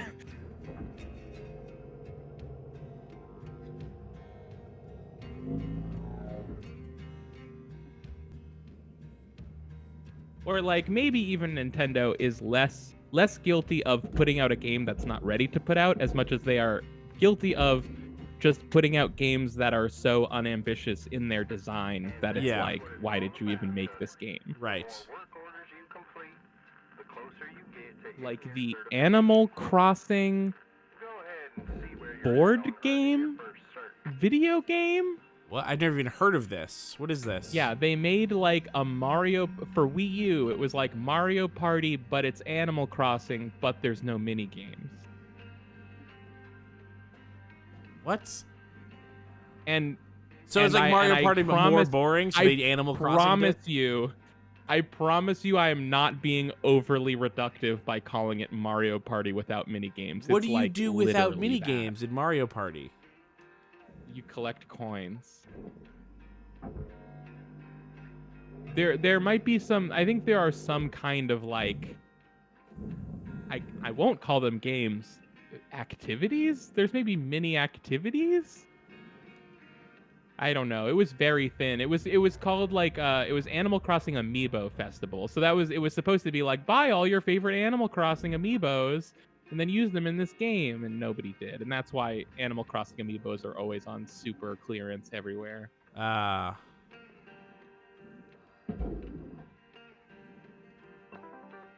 in the very last Metroid Prime game, before they announced 4, the last Metroid Prime game they put out was called like Metroid Prime like Federation Squad or something, and you played as like a squad of Mii's in Metroid armor instead of being Samus, and you worked for the space government, and it was on the 3DS. It was just like woof.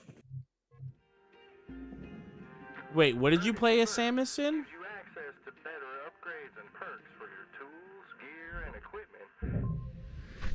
No, there's the most recent Metroid Prime game was called like Metroid Prime Federation Force, and it was like a 3DS game where you played as a Mii in power armor, and you weren't Samus, and it had nothing to do with Metroid, and like woof. So then when they were like, we're making Metroid Prime 4, I'm like, great, take your time, don't make it Federation Force, please. And it was just not fun. I think it was like, yeah, like not fun, also paper thin, like also just not even what you would have wanted from a game called Metroid Prime if you wanted that. Right. What do you want from a Metroid game? Okay, before we hop back in the yard, I want to show you the ship catalog. I'll give you a few moments to listen to your sleepy down home country boy teacher, and I'll get back to you with that answer. But we gotta learn to walk before we run, Cutter. So let's get back to finishing your plate on that. Love this guy. Vessel. Yeah. Weaver out.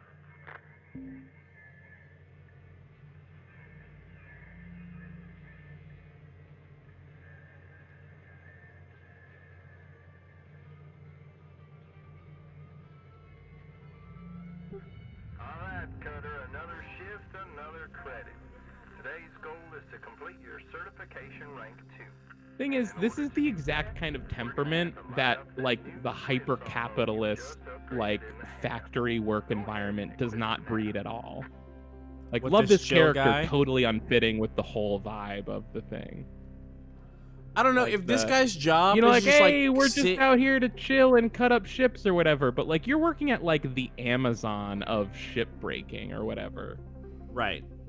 But if your job is to sit, if you, like, in a, you know, control room and just tell cutters what Okay, they've got to do. Sure. All right, yeah. Okay, I got the swap tool mode. Okay, here we go. Boom. Oh, that's way better.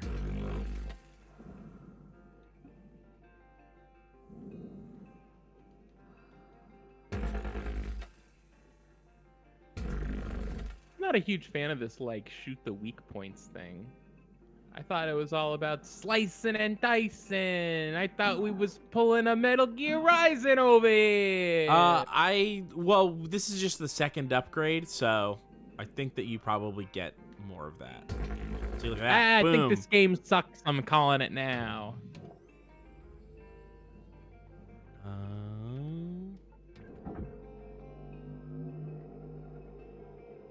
Oh, did I not cut enough? I didn't cut enough weak point. Oh no, I'm going down. She's got. I want. Is her way to? Oh, okay. Rotate cut angle. There. That's what it is. Boom. It's time to take the training wheels off and let you loose on this thing. My advice is to knock out your work order first, and then see if you can salvage every last bit of the training vessel. We call it using the whole buffalo. Waste Gross. not, right, Cutter? Go get 'em, Tiger. Okay, I understand now. I'm an idiot. Boom. 1, 2.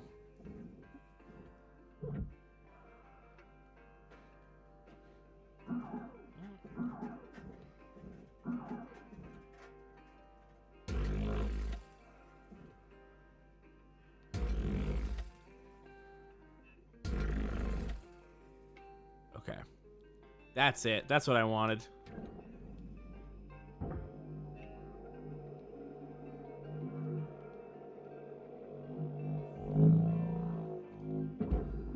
Look at that piece of shit. Don't we love that? Haha, joke? I love that joke. Get out of here, piece of shit. I bet all the cutters say shit like that, and it's fucking funny. What is that? What is that? That's a hidden package. This is That's drugs. This is drugs.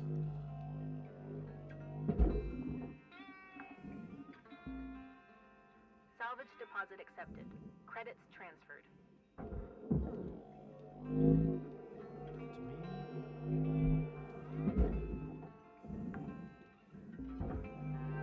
Salvage secured. Account credit applied.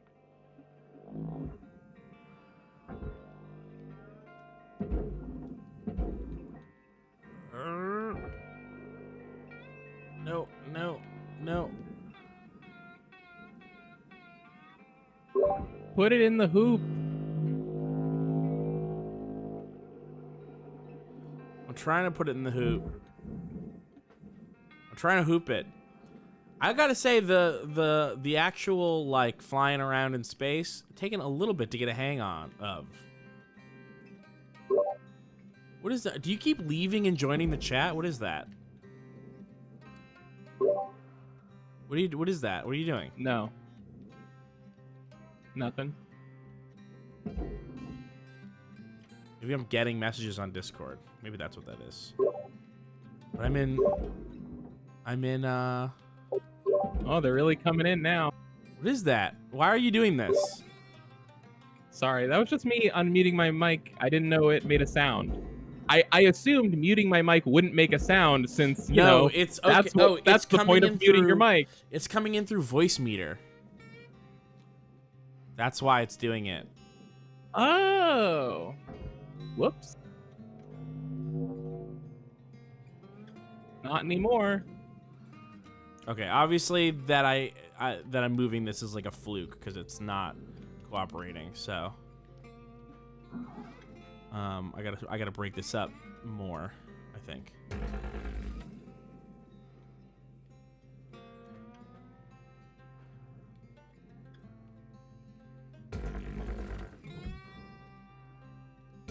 This one's fun. I like this one.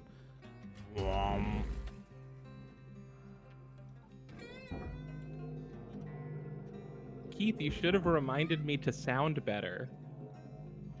Sorry. No. Come to Keith, me. get your microphone away from that tube television. You're gonna get shocked. Get away from that tube. We all hate the microphone tube television. It's not discharged. Don't touch the coil.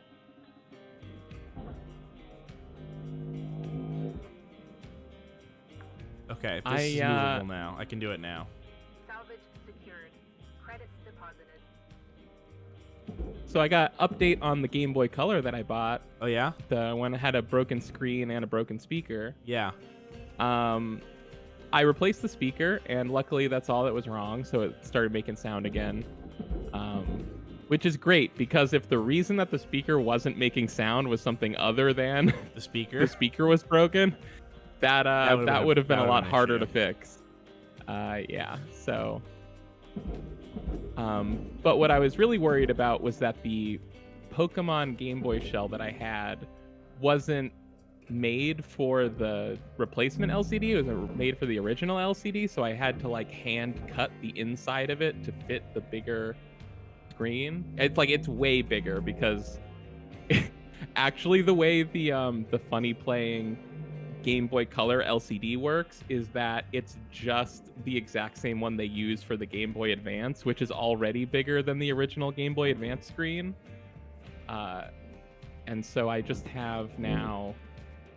I have it all permanently sealed up with like the 3M glue tape that it comes with and everything. It was very nerve-wracking to get everything lined up because you don't want the screen crooked or too far off to one side in the window because then it looks bad. But it's perfect. It looks cool. And I just have so when you look at it from the outside, it just looks like a Game Boy Color with a great screen. But on the inside, it's like you're actually only looking at 40% of the LCD, and the rest of it is just permanently stuck to some tape. And it's just always black. Uh-oh. Weird. That doesn't sound good. We don't like that, right? We don't want it to be like that. You don't want it to be permanently it's stuck just in black. No, it is just like that. It's supposed to be. Oh, okay. This is one of the few cases where permanently stuck is good. You want it to be that. I guess I'm just describing. You're busy trying to play this game. I just mean it's silly that essentially the way it is it's cheaper for them to just sell you this LCD that's way too big for the Game Boy Color than it is for them to order some kind of smaller LCD, because people just don't make screens that small anymore by and large. And they certainly don't make them to Game Boy Color spec. So the LCD that I have in this Game Boy Color, the actual Game Boy Color game image only takes up 40% of the screen real estate, and the rest is just always black. And now I just have it permanently adhered to the game window and stuff, so it's just always on inside the Game Boy Color showing blackness. So Kylie, here's what I did. I was salvaging all this stuff, but these things were supposed to go into the furnace. And so I've now got stuff in the salvage area that's supposed to be in the furnace, and I don't know how to get it out. And it's just because I was talking to you that I didn't see that when I look at this, it says furnace and go, oh, this needs to go into the furnace. Would you mind turning the game music down? You can do it all on your own. I have it mixed. What? I have it mixed for the stream, but you can do it. Cool. Can't you reel stuff in? Yeah, but I can't reel it in if it's heavier than me. When it's heavier than me, it reels me in because of space.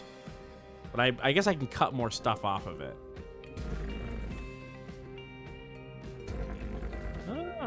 Like that. And that will make it a bit like lighter.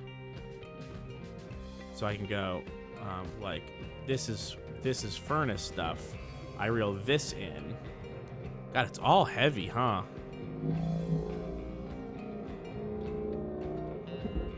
No, I missed. Ships do be heavy. If I was making a ship, I would make it less heavy. I think I got it.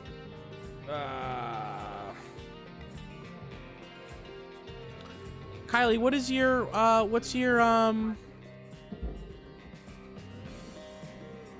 there we go. What do you want out of a Metroid? Oh, what do I want out of a Metroid? Yeah. I mean, I guess like the simple answer for me is just like something akin to Metroid Prime 1 and 2, which is like, I mean, Metroid Prime was basically just, what if we took Super Metroid and we translated it into 3D, into a first-person shooter? And I think it was a lot of fun. And, I played it before Super Metroid, but I personally like it a lot more than Super Metroid. I think Super Metroid is both clunky feeling and extremely confusing and difficult for that reason. Yeah, it's interesting. Whenever I hear people play through Super Metroid, even like people playing it for the first time, like in recent years, they seem to have no problem getting through it. I've always found it incredibly difficult to get through. The whole underwater ship and the weird ghost monster and all. Yeah, all that stuff that we all know. Game. And Metroid Prime, it's for babies, and that's why I like it. No, Metroid Prime is actually kind of a tough game. And Metroid Prime 2, I think, is also great. Not quite as good. Also, you can definitely get stuck in that game as well. Yeah.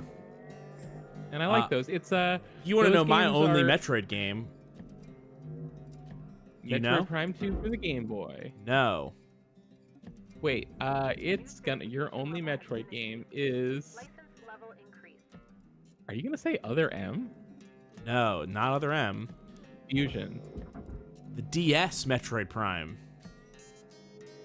Oh, Hunters? Yeah, Metroid Prime Hunters. Interesting. My only Metroid game. How was that? Whatever. So yeah, I didn't play that because that was sort of like a level-based game, which was slightly more linear. And what I like about Metroid Prime 1 and 2 and Super Metroid is that they're one big open contiguous environment that you're exploring mostly at your own direction. Metroid Prime, I guess maybe they both have some hint system. Metroid Prime has a pretty heavy-handed one, but you can turn it off too. Hint like where to go, what do I need to progress?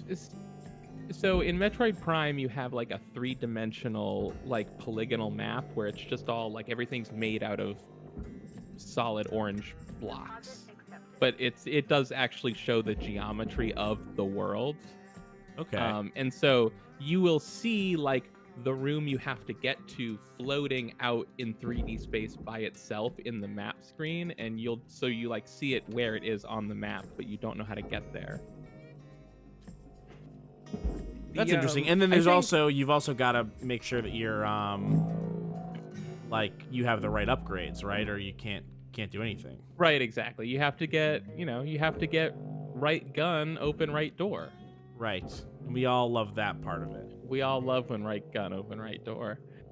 I would still recommend Metroid Prime now. I think it's a terrific game. The one big criticism I would make of it is that it's really easy to kind of bounce off of that game, I think. And it happened to me, at least the first time I tried it, is that it has a pretty strong opening section where it gives you a big vertical slice, a big abilities of all the, the abilities you'll do in the game. That's classic Metroid, huh? Yeah, you start out with like all the awesome shit, and you're in like a big space station, and it's like exploding as you're leaving or whatever. It's all dramatic. I mean, it is straight out of Super Metroid again.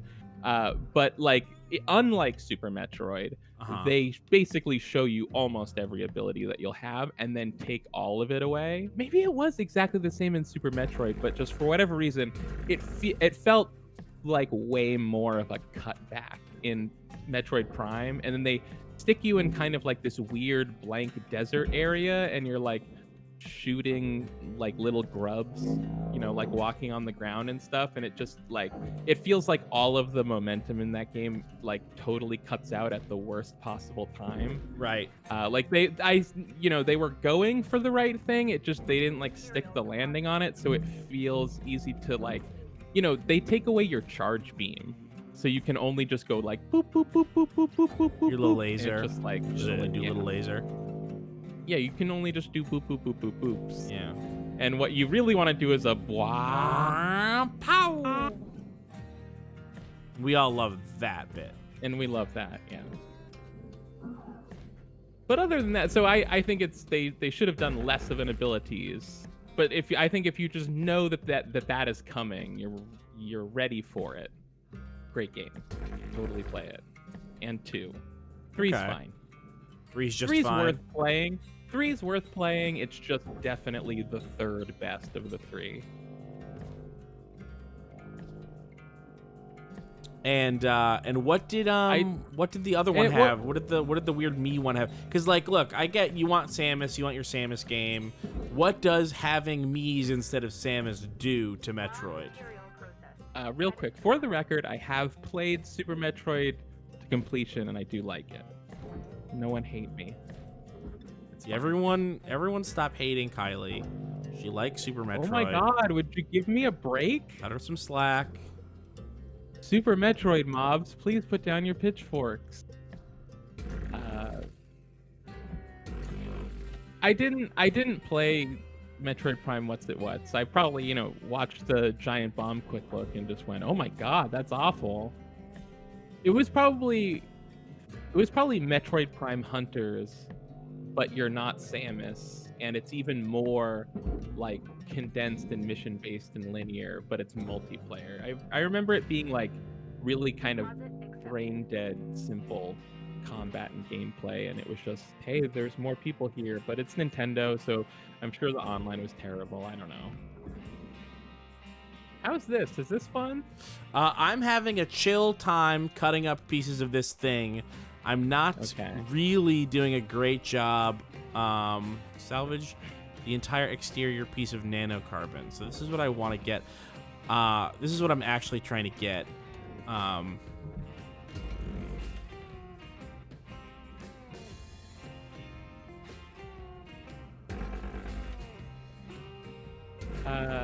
Taff saying some parts of the ship don't go into the barge, but the furnace and processor on the sides. It shows on the HUD. Yeah, the bottom, this is an old message. I figured this out. Oh, okay, sorry. That's okay. Yeah, I figured that out. No, but don't go over there though. Don't go over there though. Go over in there.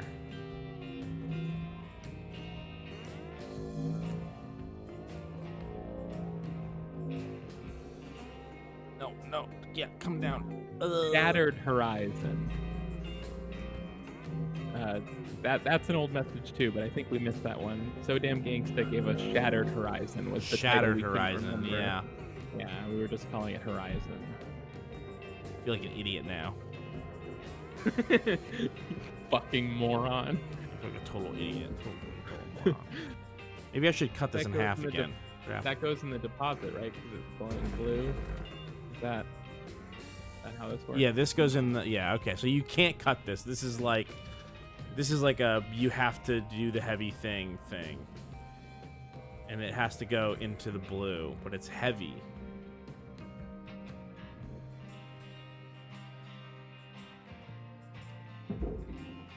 we go.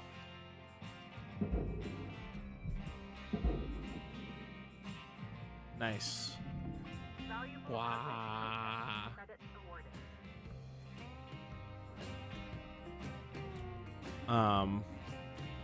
And Metroid Prime 2 had a whole light world, dark world swapping mechanic that was really cool. I liked it. The thing was that the dark world, it wasn't technically underwater. It was kind of designed What to makes it mimic dark? that idea of like an underwater. It's full of dark energy. You know, it's the dark world. You know, everything there's just monsters. The dark world. You know about that. I know about. You know about that. I don't know about You that. know about the dark world. I don't know that I know about that. Right. He doesn't know about the dark world. All right, it's fine. Well, not a lot of people do know about the dark world. That's normal. But That's what makes it dark. If everyone knew about it, Metroid Prime 2. Yeah. Right. if everyone The knew about it, map they'd is come up with a purple. different name for it. The map is purple. That's what makes it dark. In Light World, the map is orange. The Dark World map is purple. We all understand this. Yeah, we understand this implicitly. Yeah. In Metroid Prime 2 Dark World, the air is like poisonous or something, or it's poisonous with darkness or something, and there are light crystals that provide bubbles of light. So it's sort of like and all the plants kind of wave like they're underwater, even though it's not water. And so it has a whole underwater, you know, you can't stay in the darkness just like you can't stay in the water without breathing. And I think people that really hate that don't like Metroid Prime 2. People that don't mind it like it. I think it's cool. I think it's cool. We're the two that He think it's thinks cool. Yeah. Yeah. Our thing is we think that that's cool.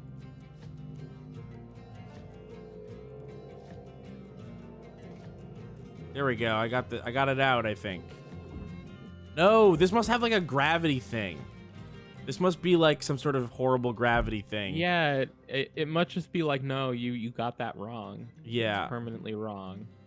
So this is right now, this is like the big issue, is that I can't seem to get this thing out of here because it's like in the green. Yeah. No, you put that Okay, blue in the all right, green, it's out and of that the- was wrong. It's out. Oh! It's out. Shit. Oh, it's two Okay, two so- out. It's two out. So the answer is the way you pull stuff is by grappling it and then literally backing up. That makes sense because then the force is coming from like the jets on your back. Yeah, but That you makes can sense. also, you're supposed to be able to reel stuff in if it's lighter than you. But all this stuff is like heavier than me. Right.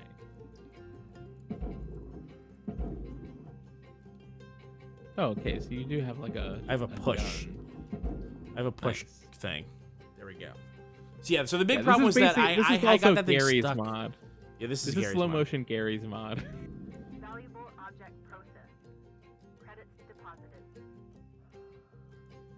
Great. Oh no. I'm missing 1 kilogram of that, of whatever is supposed to go in there.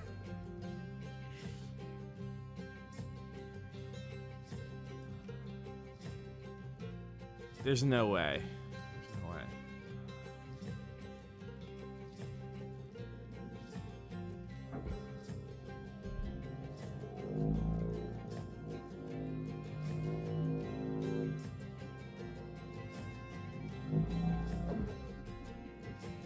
Okay. So this last little thing is supposed to go.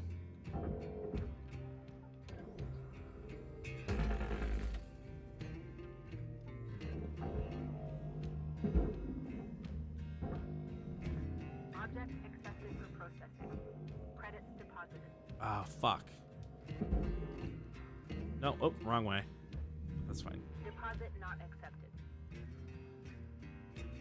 There's one more, like, little thing that needs to go in there. Why?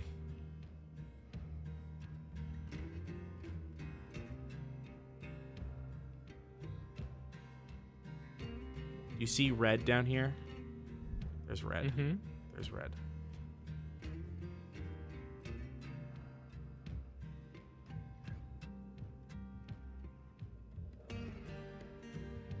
There's got to be like a little bit of nano processor somewhere, Kylie. But where is it?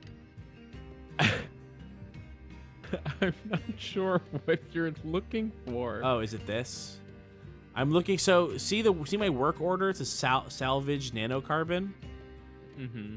It wants me to looking for salvage more 1,428 kilograms at least. But I had salvaged 1,427. I'm like, I was 1 kilogram short, and I was like, there's got to be a chunk.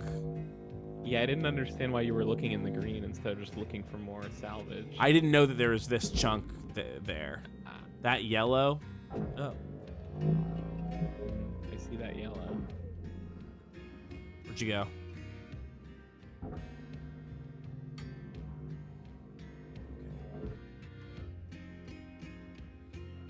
That yellow is what I'm looking for. That's the nanocarbon. For that yellow. Nice. Valuable object processed. Credits awarded. I found Nice job, Cutter.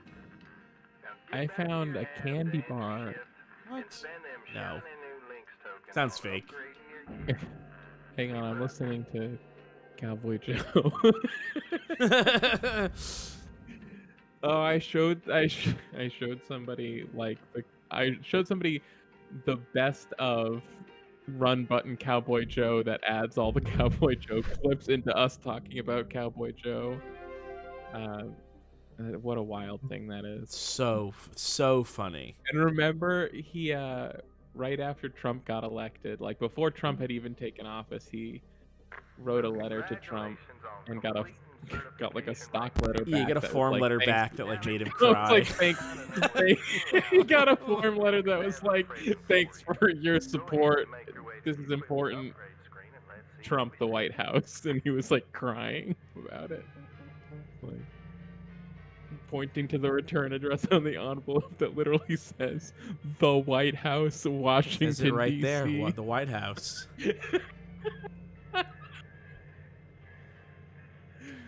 But of course, it was bitterly ironic because it was set against me saying like, when Trump loses the election, or this was when I said when Trump either loses the election or doesn't get the nomination, we should go see what Cowboy Joe says. And then it's him crying about getting a form letter from the White House.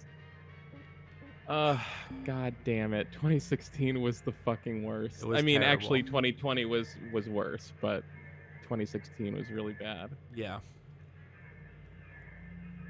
Yeah, 2020 was really bad. Claiming a new ship will clear the salvage out of the way. Okay, great. All right, we're finally going to do a ship. Are you ready? I'm fucking ready. I was born ready to watch you play. Well, we were doing a fake ship. We were doing a Hardspace- training ship before. Now we're doing a Hardspace real ship. Shipbreaker. I think Hardspace is a really, really, really, really, really lame thing to call your space game. Sorry, guys. I think that sucks. I don't feel either way about it.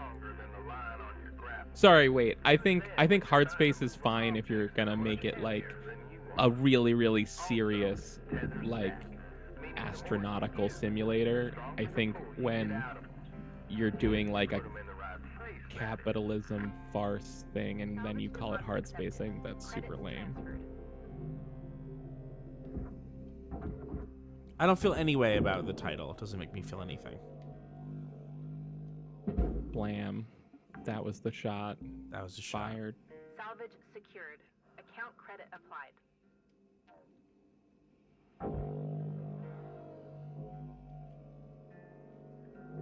Shipbreaker's Okay. cool though. Open. We all like that. Tool menu. Equip grapple.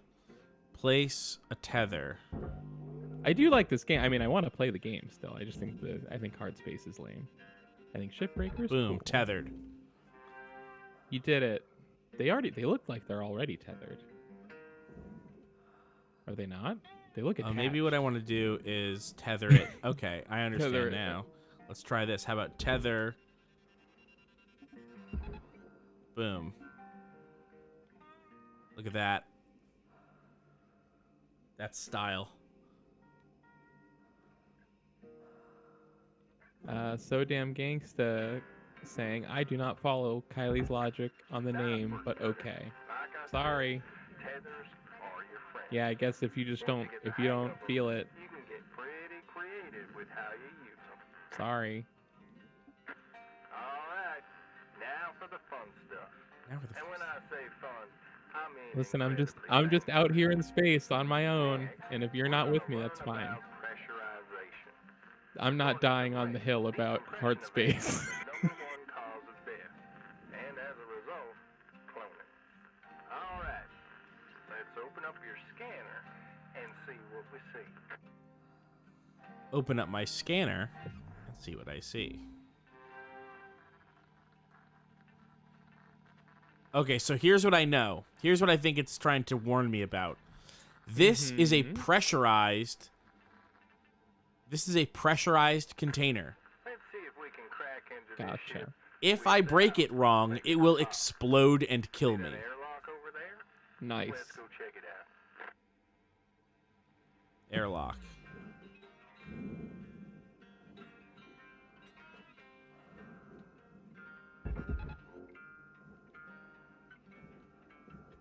So Keith, Yeah. been playing Pokemon Stadium. I had been wanting to play through all the stadium events only with Pokemon I took in from my actual Game Boy carts. Yeah. Fun. Sorry, is this a bad time? Or are you like really busy trying to figure No. something out? Nope. Okay. Airlock pressure levels dropping. It turned out to be more complicated than that because the rules on what you can bring into the Pokemon Stadium events are really, really restrictive. Except for the Prime Cup, which has no restrictions, but that means every Pokemon is at level 100, so I'd have to get all my Pokemon up to level 100 anyway. And you have to beat the Prime Cup and the Poke Cup to unlock the Doduo and Dodrio towers that let you play the Game Boy games at extra speed. But there may be So I've been playing through Prime Cup with rentals. without functioning airlock. And that is pretty much as tricky as I remember it being. Bridge when we get there, Cutter. I had, Sorry, like, what part is? Let's get inside. Playing through the Prime Cup with Pokemon, with only rental Pokemon in Pokemon Stadium. Pressurize Yes. this sucker so we can get to work on it. Look for atmosphere It's interesting. You can so If it's working, this device will let us Oh, we're listening to this depressurize the room safely. You don't want to trigger a violent decompression. Believe me. Now, sometimes you're going to want to depressurize a ship violently. If you don't want to get sucked through a 1-inch hole fracture, use your hands to grab onto any nearby surface. nope. Just make sure it's nailed down. All right. I can use my hands like this. Rest of the objectives for this ship. That's how I use my hands. Like that. Huh. Okay. So, activate door. Air pressure level decreasing. Oh, it's still decreasing. Okay, but I'm good. I'm safe. Cool. There she is, the reactor. That's your meal ticket right there, Cutter. Alright, this one's pretty easy. She should just slide out of her coolant casing with a good yank from your grapple. You know what this guy reminds me of? It's always a Give good her a idea good to yank, clear Keith. a path for her straight to the barge, because once you pull it, she starts melting down. And when Oh. it comes to reactors, you never know how many ticks you got until she goes. Nagano M in the firing shots in the chat saying every Pokemon game made by Game Freak is challenging and interesting. Sorry, not made by Game Freak. I said that all wrong. Oh, and you're dying. I'm gonna die, yeah. So he says, just give it a good yank, and then I yanked it, and he was like, it's always good to just clear a path, because you never know when you pull it how long you got till it melts down, and then it started going crazy. Every Pokemon game not made by Game Freak is challenging and interesting. Detected. A ticket has been submitted. That's an interesting take. I didn't realize Pokemon Stadium wasn't made by Game Freak, but that makes sense now that you mention it. I cannot believe that they fucking got me like that. They got you. What happened? I explained it to you. Did you not hear me? Stadium. No. I was talking about Pokemon Stadium. I'm sorry, Keith. There was a reactor. Yeah. So it says, hey, the reactor should just slide on out. And I was like, oh, great. I'll just pop the reactor out. And then when it came, after it slid out, he goes, now make sure you always have a clear path from the reactor to the processor, because as soon as you take it out, it starts melting down. And then I died, basically. He's like, you never know how long you have until it explodes. And then I died. So now you're like a clone of your self. Yeah, although it seems like maybe it just reloaded because no. Okay, great. Instead of owing 100 billion, I owe 999 billion. Oh, there you go. You're catching up.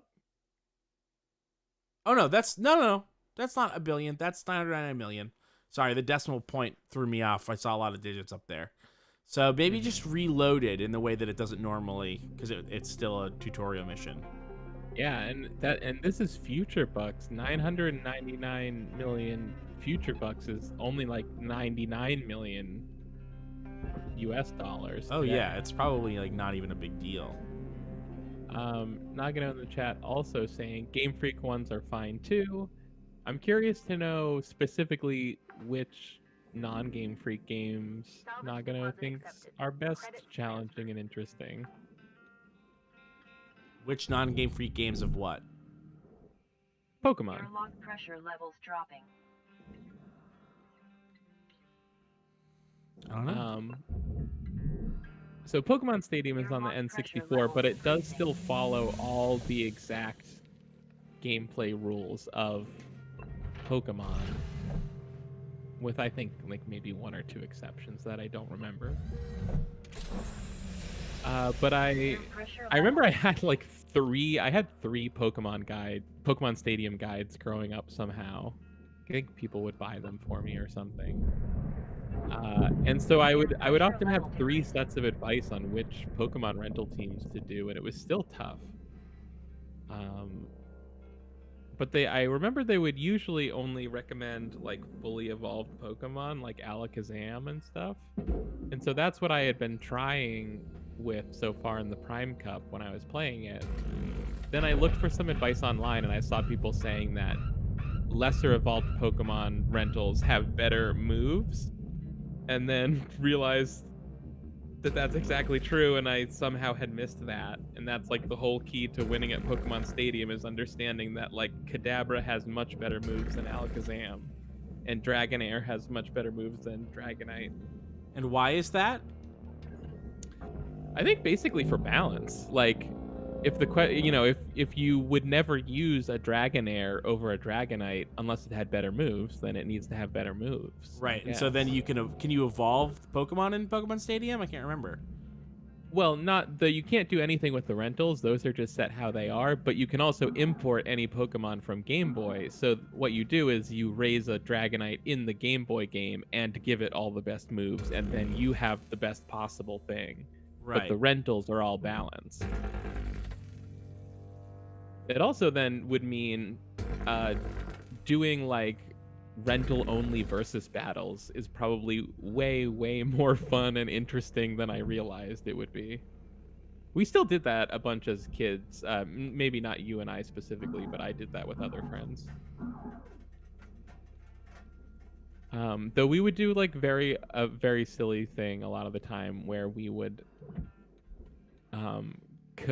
we would do blind choices, but we would have to commit to like the entire team was one type of Pokemon.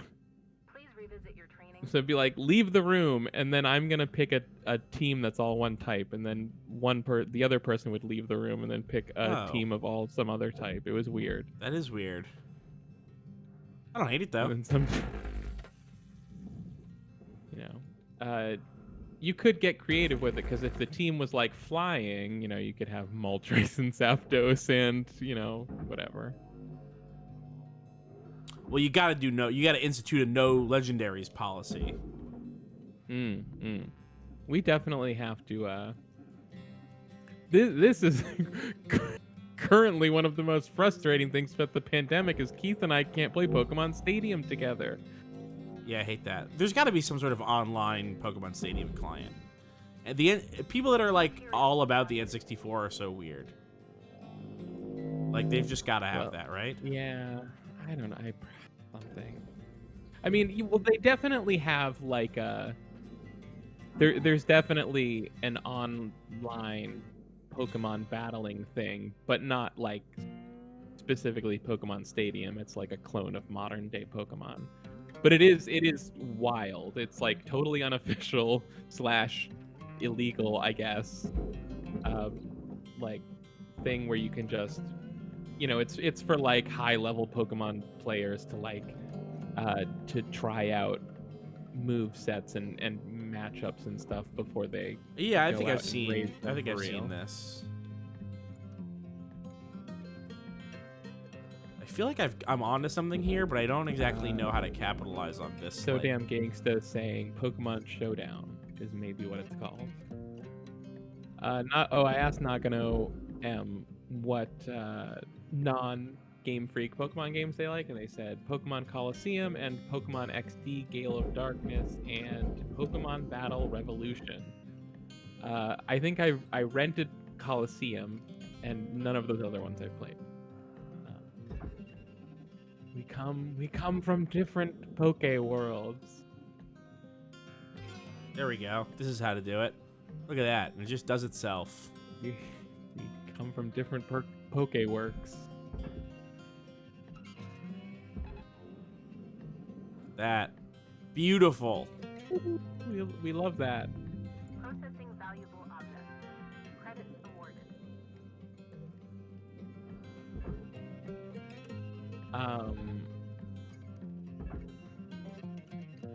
People in the chat saying, I think you can play the Project 64 emulator online. You could use Parsec maybe. I don't know what that is.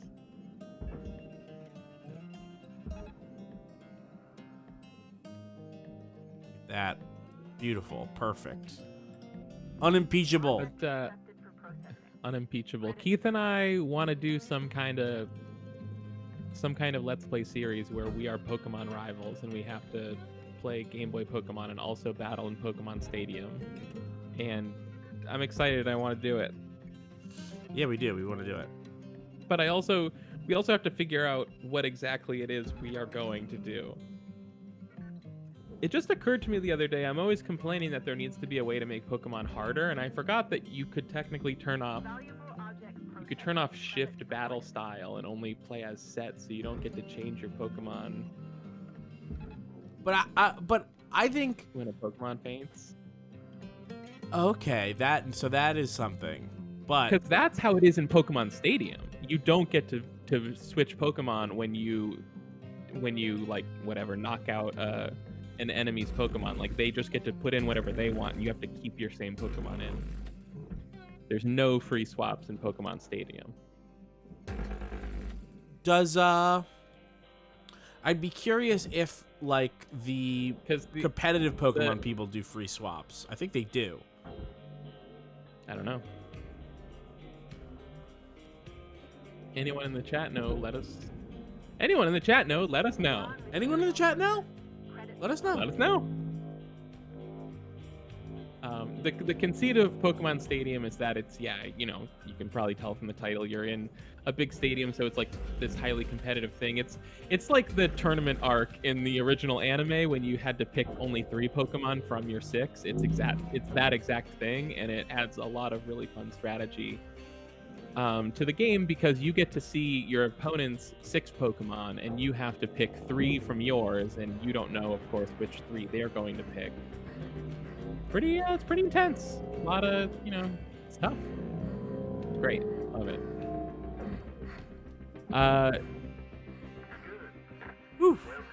did it. Marshmallow saying no competitive doesn't free swap. So there you go. Okay.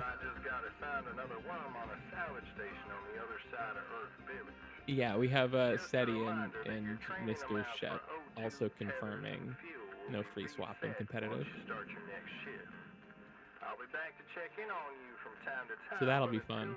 then, Yeah. We remember talked this. about Measure twice, doing red and blue, cut once, and us and and Keith playing red and me playing blue, good luck and out be there. like essentially being red versus blue, and then I saw there's a hack for blue that lets you play as like Gary / Blue, that character, and I think that would be a fun idea. That might even work in Pokemon Stadium, maybe. Maybe. What, you want to be the villain? Is that what you're saying? I guess so.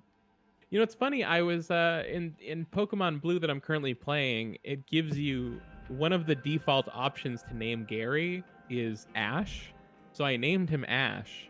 But if you actually look at his hair in the game, he kind of just looks like Ash in battle, like his battle sprite, not so much his out of battle sprite.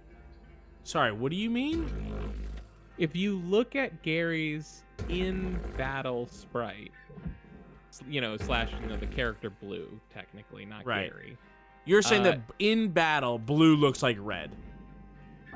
Blue looks like Ash, and Red actually doesn't have any hair because it's covered up by his hat. Oh. And then later they gave him Ash-looking hair.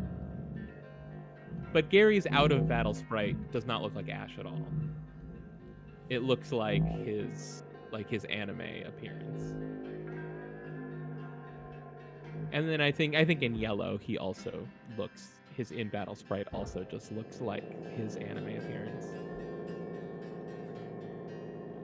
Man, thinking about Blue the other day, and the game definitely frames him as like a bad person, and like the fact that you strip him of his championship title the moment after he gets it at the end of the game it's supposed to be a good thing, because he is meant to be understood to be unworthy of the championship title. I don't remember what way. you're talking about. Because in red, which is the one that I have the most experience with, in red, it's you, and then the other character is Oak's grandson. Right. But in Blue, you do not play Oak's grandson. No. So No, why no, is I'm Blue talking meant to about- be bad? He's the rival. Oh, sorry, I didn't mean like, I just mean Gary, like your rival character is the rival. Right. Character. But I'm just talking about that character. But in their alternate universe, Red and Blue are the same person.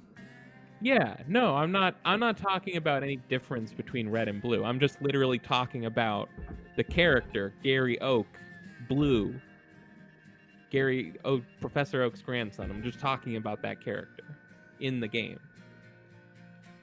You know, like he gets the championship, and then 5 minutes later you come along and beat him, and then his grandfather shows up and is like, "Oh, I came here because I heard my grandson became the champion, but Right. you already beat him before I got here. Congratulations!" And this is supposed to be a great thing for you. Like this, you're not supposed to feel bad at all, but you just and I just got to Lavender Town recently in the game, and it doesn't spell it out at all, but I think Gary has a Nidoran at first, and then later a Nidorino, and then The later Nidoran dies, you find him in Lavender Town, and when you see him, he goes, "Hey, what are you doing here? None of your Pokemon are dead," and then you fight him, but if you pay attention, Nidorino's not in its lineup anymore. Because one of his Pokemon died. Yeah. So like this poor kid, and by the way, when you pick his name, his Professor Oak is like, "What was my grandson's name?" Yeah. And then you pick the name. So this poor kid, his grandfather doesn't even remember his name. One of his Pokemon dies. He finally becomes the Pokemon champion, and then his childhood rival shows up and beats him 5 minutes later. And then his grandfather shows up and just acts like that's just as good. It is, yeah, it's just as good. This poor guy. Oh, And so then- sorry. We're and talking then about the Red- guy that was too stupid to understand that it was a kindness that Oak was letting him pick his Pokemon second. Yeah, it's actually better to do that, dummy. Good point. Good point. I never noticed that. That's so funny.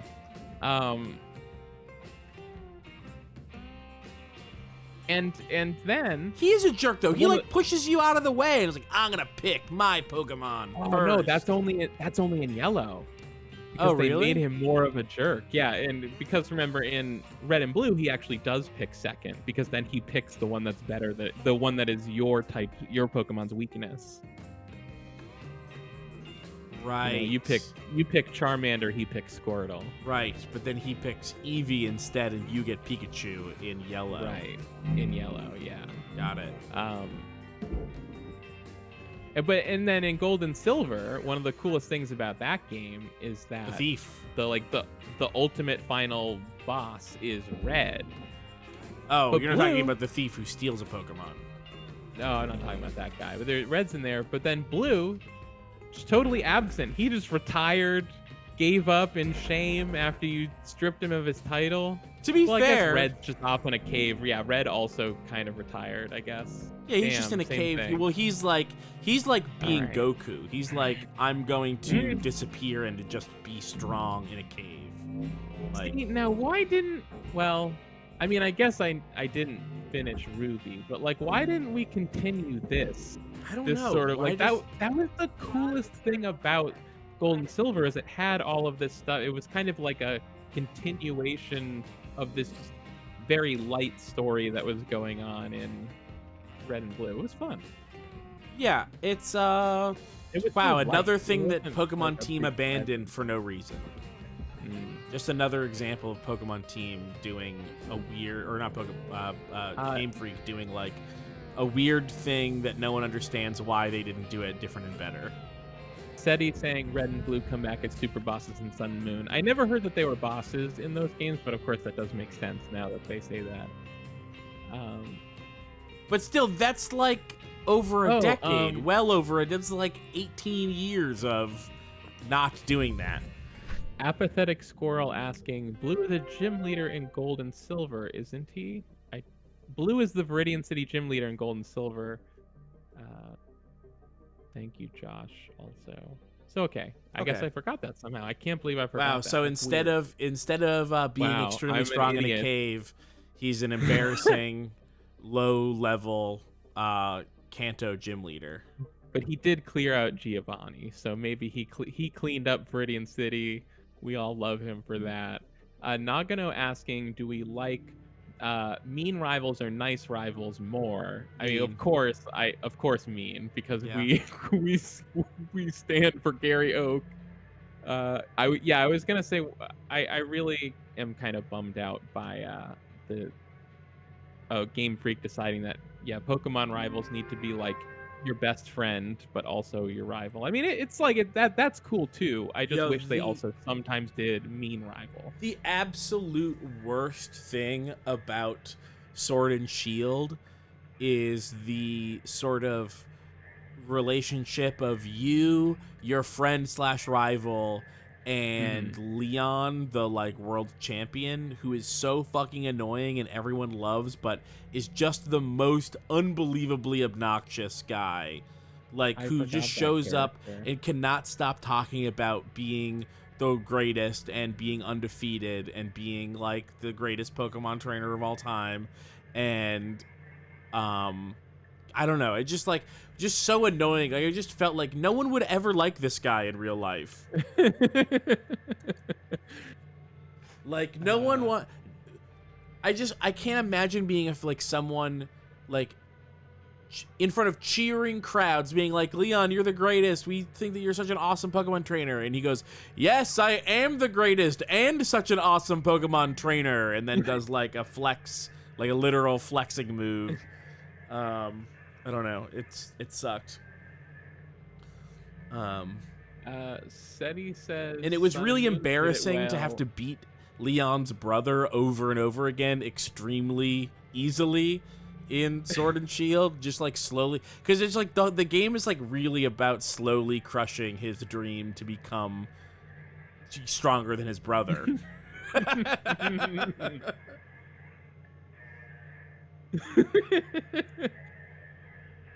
he doesn't become better than his brother. He must. No, he doesn't. No, he gives up. He just says, I can like Pokemon without being the best, which is fine. Why would he be set up as like a better, more deserving person than his brother and then not get that? Because Pokemon is stupid. Pokemon is stupid. All I remember from that story is like the Rose guy who's extremely not evil. Oh, the people they set up as the new like Team Rocket, but they're actually cool.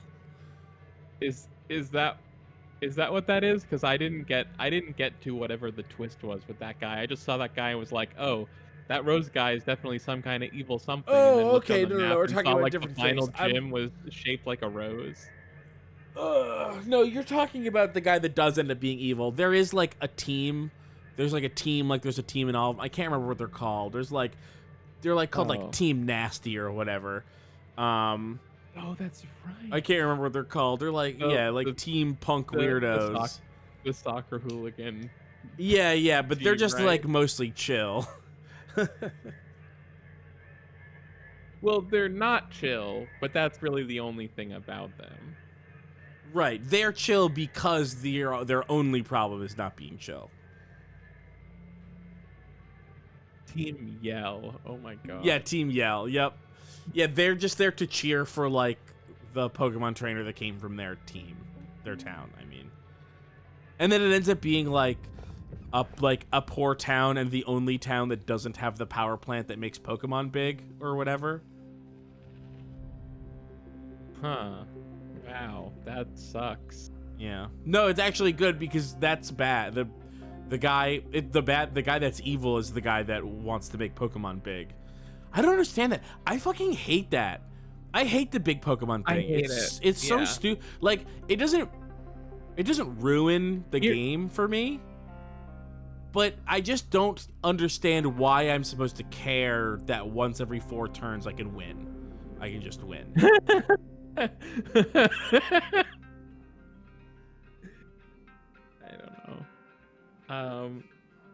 Honestly, yeah, like go back and look at Pokemon Stadium because it is definitely just 2 Pokemon models and a blank background, essentially, like a static texture background.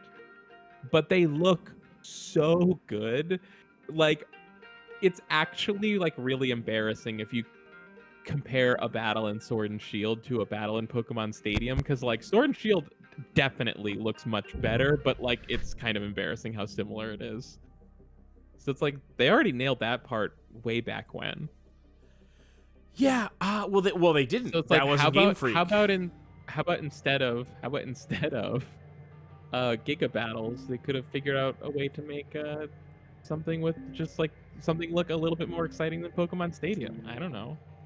That's my idea. Like if they're like, what's our gimmick for our next one? Make your battles look more interesting.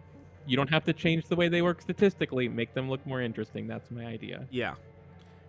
And here's something. Can't fix the past, but maybe be adding less Pokemon each time. Oh well, Keith. Yeah. But people won't have that. We know they won't have that. I just feel like, can't we just have like 30 really, really good ones instead of 80 ones that suck? I don't know that I think all the new Pokemon suck. I think there's a lots of good ones. Well, I think every generation has like 25 to 30 that are really good and then another 50 that suck. And they should just not do those ones. Right. They should just pick better. Yeah. Yeah, I also think, I think they should also stop making all the starter Pokemon bad. Like if I had to pick Hey, anything, that's I not would fair. say- The Oh, wait, more sorry, recent sorry. starters have been good. Wait, sorry. I meant starter evolutions more than the starters. The starter evolutions, those haven't gotten better. Those are bad. No, they have gotten better. Not enough better. One of my favorite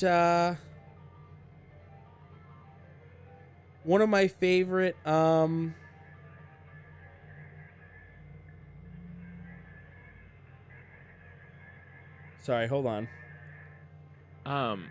It's playing Pokemon Stadium both as simply a medium for playing original Game Boy Pokemon on a television and playing the actual like new game stadium competition part of Pokemon Stadium. Like Yeah. that is it's such an incredible companion to those Game Boy games. It's like it's just yet another thing that's so extremely frustrating that like we've never gotten anything close to that good as a companion to a Pokemon game since Pokemon Stadium 2. And like now it's, Yeah. now Pokemon Sword and Shield is both a portable and a home game, so it's kind of a different thing, but also the fact that they never brought back to my knowledge, never brought back at least just the strategy of having to pick 3 out of the 6 of your Pokemon. They should bring that back. It's really good. For like they did in They Stadium. should have, like, oh wait, is that in? Oh wait, there's Sword and Shield is full of stadium battles. Is there anything like that in that? No.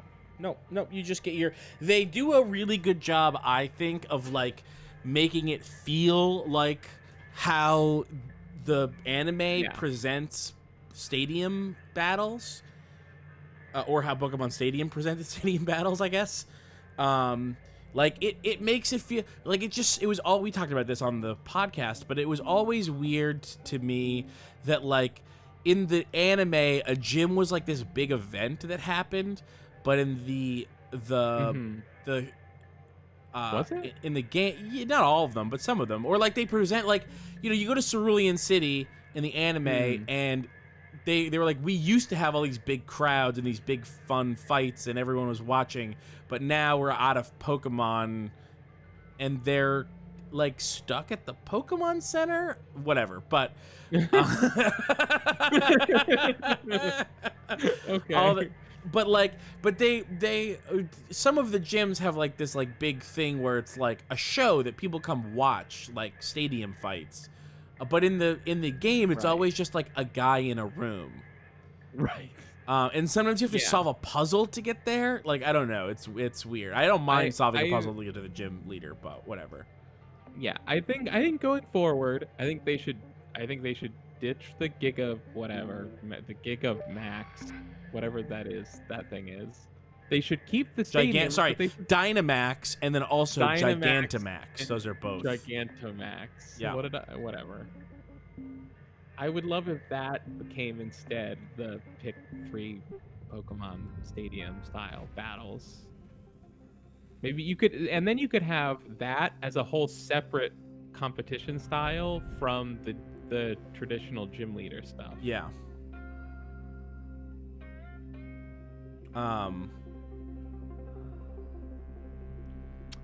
I think that the recent evolutions have been good. I don't think all of them have been good, but there's always been at least one that I liked, which is all you need. That horny scientist frog I was not into. Inteleon or something? Sure. I'll be right back. But I can hear you.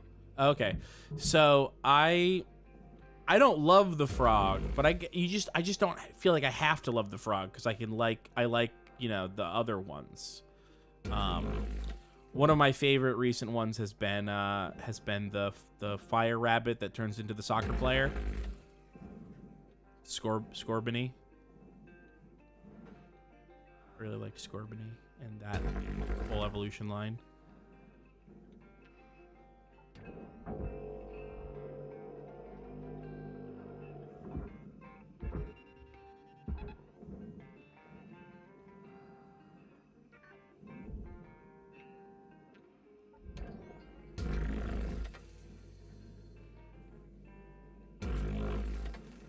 Oh my God, Keith. What's up? Score bunny. Yeah. Score. Like soccer. Yeah. I didn't know it became a soccer player. Oh, you haven't seen the final evolution of that? I might have. It's really good. But like I didn't then say, oh, score bunny. Because like score like scorch, but also like score like goal. soccer. Yeah, like a goal. Wow. Yeah, it's really good. Wow. Score bunny's really good, and also the other thing about like here's how you can if you didn't believe me about liking Score Bunny, here's how I can prove to you that Score Bunny is good. I'm like so over Pokemon that are humanoid, like extremely humanoid, like the Lucario type thing. And Score Bunny is exactly that, and I still love Score Bunny. You mean its evolutions? Yeah, all the evolutions, yeah. I guess Score Bunny is kind of anthropomorphic on its own. Yeah, less so though, It but should be more like a rabbit. In my Pokemon, Pidgey was just a bird. yeah. And we loved it. We loved it for that. Tether supplies are low.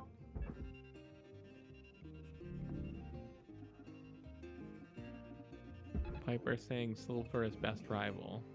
The evil guy? I don't know. I thought it's a fine change up, but I don't know. I don't remember what else that guy did. Did he do anything? He was kind of a jerk who was around. Yeah, he like There must wanted have been he thought he something with used his him. Pokemon like tools and wanted them to be strong. Credits deposited. And we're mad when they weren't strong and got rid of Got them it. a lot. Like constantly was turning over.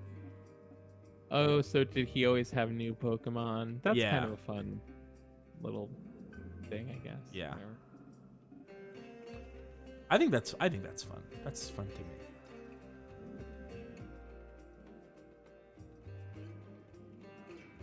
What is it now? Would these go into the? Why did these go? Why did these get processed? I don't understand why you want to process that. And I don't understand how you even get it off, Kylie. How do you even get it off? I don't know. It almost might. You know, if we can't figure out how to get it off, we might have to get out of here. Because it might be time to end the show. Yeah, I think it's time. I gotta go see a property manager about an apartment rental. Which I'm excited. I don't know who, Cool. who is like, do you think Keith loves trying to look for apartments? Probably Yeah, I not. love it actually.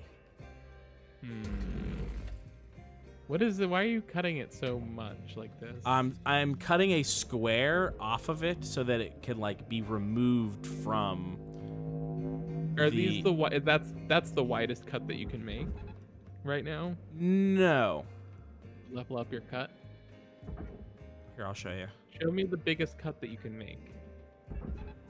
Oh, I'm doing this wrong.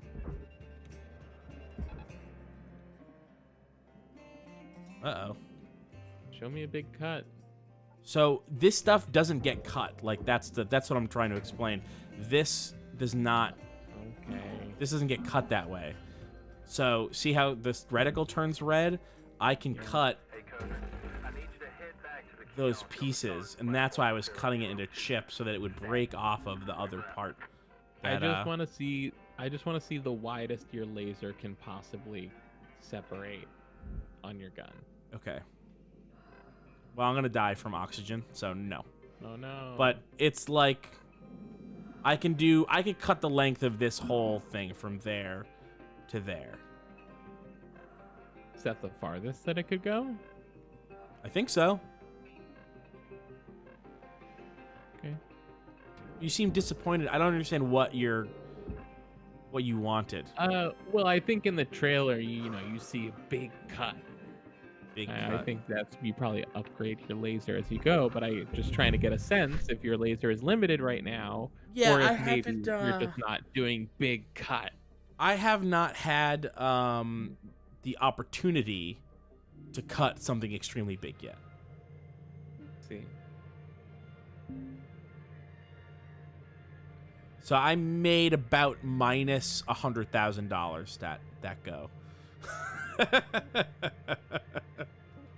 Stupid. Nice. Fucking stupid. Well done. All right, Kylie, is there anything else that you wanted to talk about, to say, mention, stuff like that? Well, no, I only remember that stuff after the show is over. That's great. Well, as always, you can go to contentburger.biz and sign up for the Run Button Patreon. Yes. Kylie, you were telling me that you have some Shenmue to put out. Yep. This video and all/most of our videos are brought to you ad-free by the support we get on patreon.com/runbutton. Yeah. Look for Yakuza. Look for Yakuza. Coming soon. Look for Shenmue. Coming soon. Go find our Twitters if you haven't. You should do it. See ya. Bye.